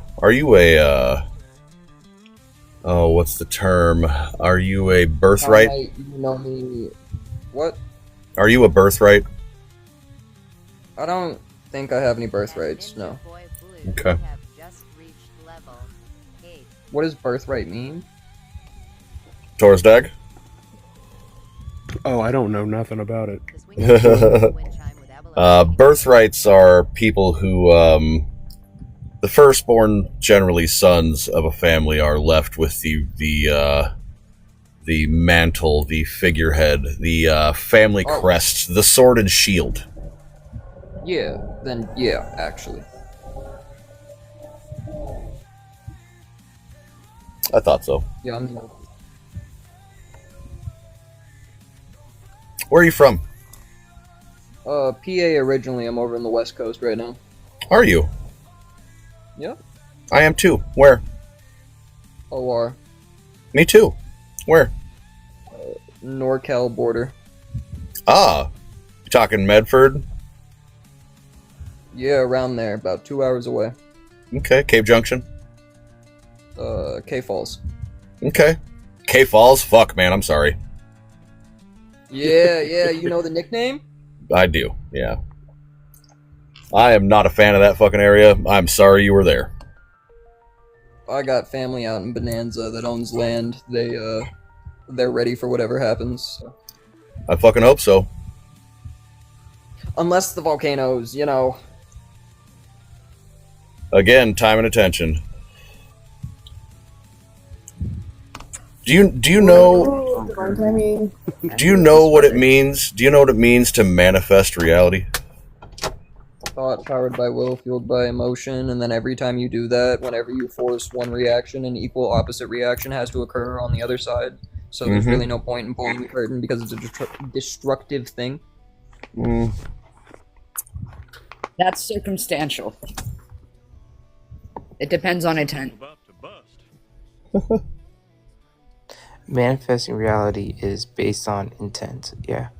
Like what you intend that reality to be. I manifest 20,000 potatoes for everyone here. Oh, 20,000? great potato. I've had about 20,000 in my lifetime. So thank you. I appreciate that manifestation. Mm-hmm. Yeah.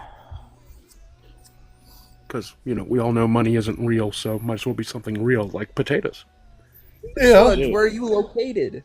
I am in Eugene. Oh. I bless everyone with fertile, rich soil and variable seeds. If you don't have rich soil and seeds, I can make both of those things happen. Please? I started a compost bin and the best I got is red dirt. I need black dirt. The Fish. soil's really acidic here. True. Yeah, and wood ash is moss egg here is really acidic. Yes, and eggshells or any source of calcium. I really need to add nitrogen into the soil and purify it. As for you guys seeds, put copper rods with crystals in your garden. Copper is deadly to plants. Absolutely. Mm-hmm. So all the people doing that are stupid? Yes. Misinformed. Wow. I wouldn't say stupid. I'd say misinformed. I got an It's the uncle I same need thing. to educate. Yes, they probably are stupid in various other ways. They use copper spikes to kill trees. Yeah. Don't touch my trees. Don't touch my fucking trees. The best thing to purify your soil, sunflowers. And hemp. Sunflowers, hemp, and red clover. What's that? Yep. Are you guys aware of CE5? Yeah, Dr. Stephen Greer got bought out. I've been following him since I was a little girl. Like, he's even been to my town. He got bought out, and so a lot of it is not trustworthy anymore. Greer got bought out? Wow. Yeah. Yeah, dude. Well, they Have you just seen exposed him, him man? as a I Jewish used to plant. watch him on VHS when I was little with my mom. Gotcha. Yeah, and I've talked to him for a bit on Instagram because I asked him about if he remembered when he met me, but... Were you in the Gateway program? Yeah. I'm sorry. Yeah, and it was, my mom was one of those people that was unalived for telling the truth. Yeah, those military Tricare babies, they're everywhere. We're allowed to talk about that now? I'd be really careful with it. I'd be really careful talking about those things, especially here. Yeah. I've been targeted, so Yeah, there's me already too. a timer. Dude, it's on my head. The first time I noticed the targeting was when I was 15 and I was just walking through my town and this dude in overalls was following me around with a disposable camera and a walkie-talkie, and he kept snapping photos and then mumbling into the walkie-talkie, and I did the 3 left turns thing and I keep going into like almost every business down the street, and he followed me into everyone, and every single person I asked to help me, they just looked through me like I wasn't there until I got to the threshold of the building I lived in, and I was like, if you, like, my mother owns property, and if you cross this line, I will enact castle law. And then they had to be more careful. But I was 15. Well, it's metaphysical now. I'm pretty sure they don't even need to put a man in black in front of your door. You can just get boop. Oh yeah, no, they've had sensors for a long time. It's just one of those psychological tactics that they use to discredit people. Yeah, that fear stuff. Yeah. Just remember, if you have autonomy and you believe that you have autonomy, I would exercise that. Oh yeah. Yep. Yeah. I'm working on that because I keep freezing when I don't want to freeze. But that's because I'm afraid of what I'd do if I don't. You know. Right. Also, do keep in mind that the only power any of these will ever have over any of us is what we allow them to have over us. So, don't. Yep. Well, the sweet embrace of the TikTok guidelines is merely just moving on to the next. Aye. Yeah, I get it. Can we talk me out of a confirmation bias getting way too reinforced? Yes. It's bullshit. Alright. Yeah, thank you. Because, yeah. You're welcome. No, I feel crazy a little bit. Like, Yeah, because this the part is of my real. brain's like, it's my magic, but then I need to stay grounded in reality. Yeah, None of just this is real. Just remember it's all a fucking illusion. Right. Ugh. I keep getting too involved in reality. Even my Just put 'em- intuition tells me to get out of my head. Do you guys know about the solar to stellar? Just chill out somewhere, put on some sticks, and just chill. I mean, Right. sonar to stellar. Sonar to stellar. I don't know. Did you hear about the Russians tracking where a soul goes? Where what? The Russians tracked where a soul went after it passed. Well, the Russians have been very interested in the metaphysical sciences, and they have been taking it very seriously since the 70s. Were you there in Crow's Live? Yeah, I love Crow. RH negative. He's technically not a human. What a guy. Yeah, he was talking about it a few lives ago. Yeah. Mm-hmm. Yup. I missed that one. I've been trying to put myself next to all the insiders and taking notes. Thank you for the follow, I just like bud. having some similar brains. H114-9 is the system that he said. Yeah. Yeah. Hell yeah. Which I I don't know love if that it's stuff. technically, because from my findings, it doesn't specifically say soul, but it does say, like, energy. So. Mm-hmm. Well, the D people are very interested in how to transmute them. Into, like, what? Hamburger patties. Something. I mean, I believe that. Essentially. I love Madonna. Yeah, that discount burger meat, something familiar about that. I'm so excited for Putin to share that information because it's stuff that I've known for a long time. Hey, Joker. Hey, Joker, guess what? Yeah? Love you, buddy. Love you too. Oh my god. Oh, damn. Whoa. That was literally so sweet. Thank you, my god.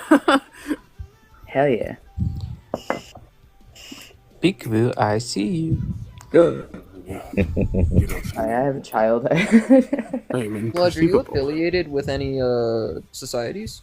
I claim no affiliations to any society other than that of the human race. Can I confirm nor deny any of my supposed affiliations? I claim no affiliation to anything other than the concept of basic human decency. So, like, AYAN? I reject any and all possible affiliations with anybody who claims himself to be anything other than a conduit of basic human decency. Well, can you utilize the tools, because if you can't beat them, join them, to weaponize them against them, or is that in itself inherently evil too? That is inherently that is inherently flawed. In order to evolve, in order to evolve past a spot where we can't get out of it ourselves, we have to think outside of where we currently are, and where we currently are only has so many things. So put that lump of electric jello to use and think of new stuff. What's your take Did on you the say- AI stuff? Did you say electric jello? I did, yes, electric jello. Oh my god. your brain. I love it. My That's all your brain electric is. jello went by after. Yeah, that's all a brain is, just electric jello. It's just a bunch of fat cells with electric currents in it. So put your liquid Jello to use. Yeah. Mm-hmm. Logical. Jiggle. Yeah, what was your question there, Freed? Go ahead. AI and PAX 25. What's your take on that? I think that it doesn't really matter. Do you know about the town in Illinois with the super facility that's putting carbon dioxide poisoning into the atmosphere, thus hospitalizing people? So does I-70. And so do cars. So I'm just gonna go ahead and put this out there. Seeds is very correct.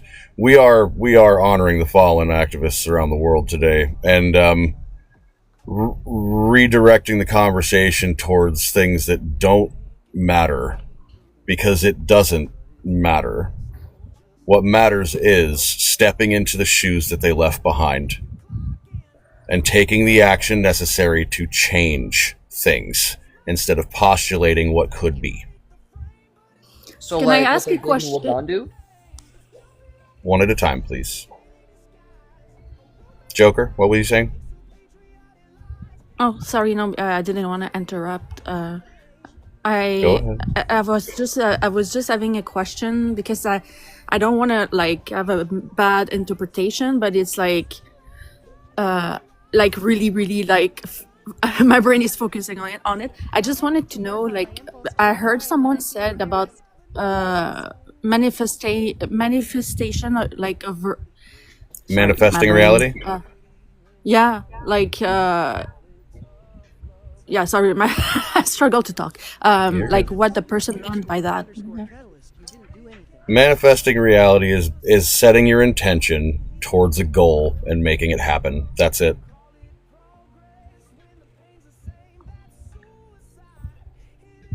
That's all it is. Find a goal, walk towards it, and head towards it. Make it happen. When there's a will, there's a way. Now, Feed, what were you saying? I'm, oh, go ahead. Go ahead. That's where I find it ugliest, because a lot of people cannot, you know. It's manifesting reality isn't for everyone to do. Some folks just need to be able to live life, and that's okay. Making it from day to day is already hard enough. Everything on this planet is designed to kill you. So making it just from today to tomorrow is amazing. And you should be proud of that.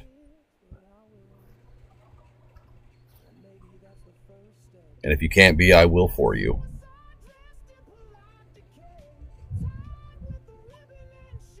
You hear me, Joker? Yeah, I'm like, well, you already know I dissociate all the time. I know. I'm just making sure that you understand. Especially lately. Yeah. Junk art lady. Oh my god. Okay, I need to boot somebody out of here so that Jetty can come up. Ollie, I love you. I'm sorry, but thank you for coming up. Disconnect. Jetty, you better get up in this box right now. I swear to God.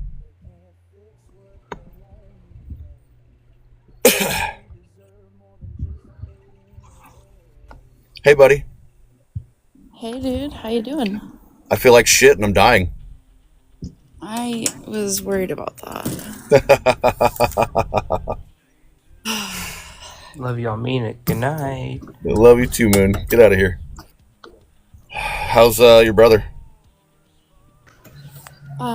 He's okay. He's gonna have stents put in tomorrow, I think. We're waiting to talk to the cardiologist.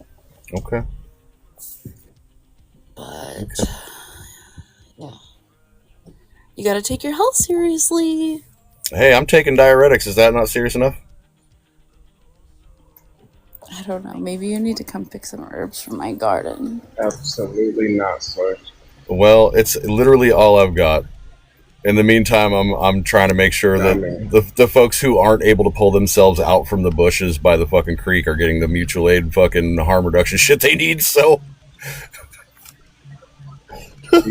Yeah, you're killing it out there. I went to Eugene the other day, and I was just like, what the hell? Where did all these people come from? Like, I've never seen so many homeless people in Eugene. as I saw the other day, and I was just like, oh my god, dude. A lot of them are we gonna- transplants from out of town. I've been talking to a lot of them. I held a few actually held a few interviews with folks. There's so many people here that are from out of town. And I'm not talking like out of town as in like from the next neighboring town. I'm talking about like Alabama. Is it dangerous? Is what dangerous? Oh yeah, there's people from fucking Eugene. everywhere. Like, yeah. Got it. I will stay away. It's been a minute since I've been there. A lot of homeless people get blue ticketed up here from like Seattle, Washington, Whoa. like that. I mean, area. if you're not homeless out here, then you'll be fine. Word. People, they send them up here to freeze. It's brutal. in I Seattle? grew up here and it's hard to survive. Oh no, I'm up in Alaska. For me, they don't stay in the city. They go into the mountains and then they walk down into the town. Here, they can, the like- woods are kind of off limits. They keep Oh. chasing people to the woods and they disappear. Mm-hmm. What were you going to say, Jetty? Oh, I was just curious if people could go up there and build like cabins and shit, or how like Oh, out in Klamath Falls? No. no in Alaska. Oh, yeah. No, they've been going through with helicopters. The Forest Service and the Coast Guard have been going through with helicopters and burning down all the cabins. Like, there are people that have lived out there for a very long time because they're like combat vets that can't reassimilate back into society, and and then just like homeless families and stuff. But it's like some of the richer families. They do atrocious things to people, and with the tourism thing it's getting priced out everywhere. So they're burning the cabins down, and then like they're just disappearing. You know what I mean? And because there's people and other things in the woods. It's just not very habitable without shelter. So they've made it so it's illegal to camp everywhere, and the main places that are safe to camp legally flood a lot. And like when I was homeless, it was easier, but just in the past few years, it's been crazy. Like some folks shot flares underneath an RV when a family was eating dinner. Like Excuse me? Wife and kid. Yeah. So like I'm just gonna interrupt you really quick if I can. Sorry, you're good. No, I just think that like with the shit you're saying, we need to like look at this. Like, who paid for those planes for them to fly around and fucking trap human beings, right? Like we did. Our tax dollars did. People, like we're funding this shit. We're like people are stealing from us, and we're encouraging police cams and police towers and surveillance everywhere, and everyone needs to realize how fucking dangerous that is, and they need to start being like, no, we do not consent to our money going towards police gadgets, because it's just, what are we doing? Like, we're handing them the tools to track us and oppress us, and that's just insane. It's just insane. So, Jetty, since I've got you here, I got a question for you. What's up? What do you think the next move is? If I'm being real with y'all right now, I am so into this the blacks are gingers are black thing. Like, I don't like the way that it's being worded, but like, oh, I'm a ginger and I am loving this shit. Like, I don't know. Unity, it's solidarity, it's community. I don't know. Jetty, can we throw some dollars your way to help out with mutual aid? Absolutely. Yeah? There's your answer, Seeds. I have two people that are in need. I have Cora, who's a 50-something-year-old. Oh, man. I thought she'd headed out already. No. Fuck.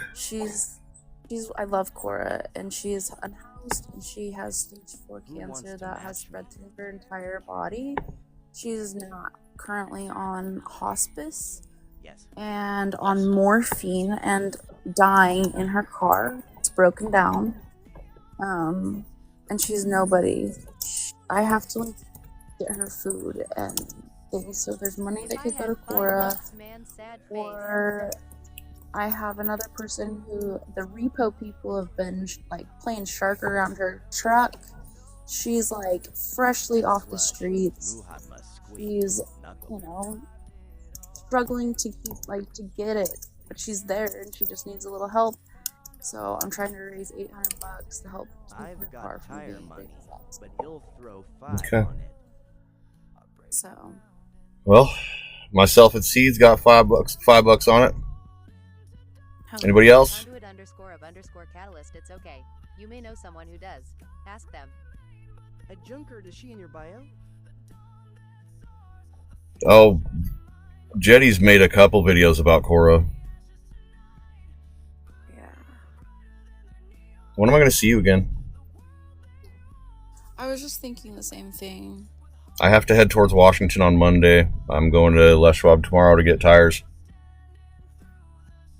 Yeah, you are. You got the money? I got enough to get to Washington. I don't know if I'm going to be able to make it all the way out to Colorado, but I can work on it after that. I gotta get up to Washington.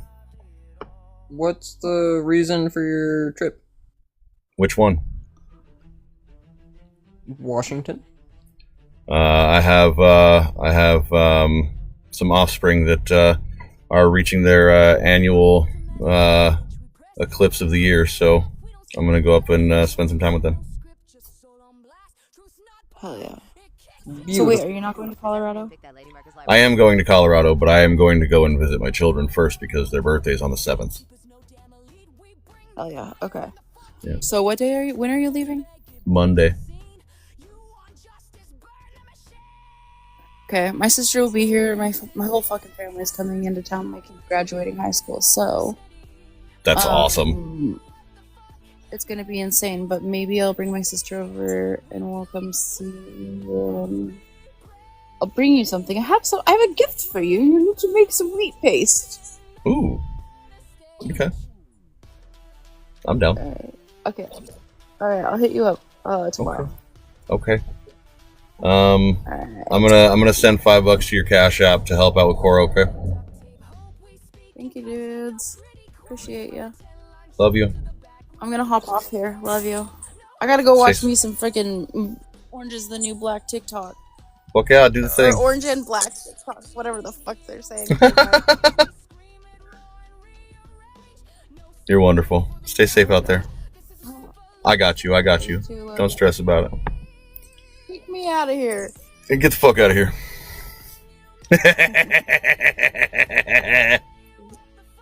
I made you the big bucks. Oh, come on, TikTok. Do the damn thing. All right, everybody. If you can toss down to Jetty's campaign to help out with Cora and them, please do. Go to their bio. Cash App's in their bio. I'm tossing $5. Seeds is tossing $5. And in the meantime, I'm getting the fuck out of here. I'm going to go watch a movie and herbalize myself into a state of less discomfort. Thank you for existing. Thank everyone here for existing. And I'm doing it against my will, I promise. Okay. I love you. Yeah. Love you too, man. Thanks Stay for safe. talking me in reality. Of course. Good night, everyone. Good night. Love you guys. We'll talk to you soon. Love you. I'm going over to Discord if anybody wants to watch a movie.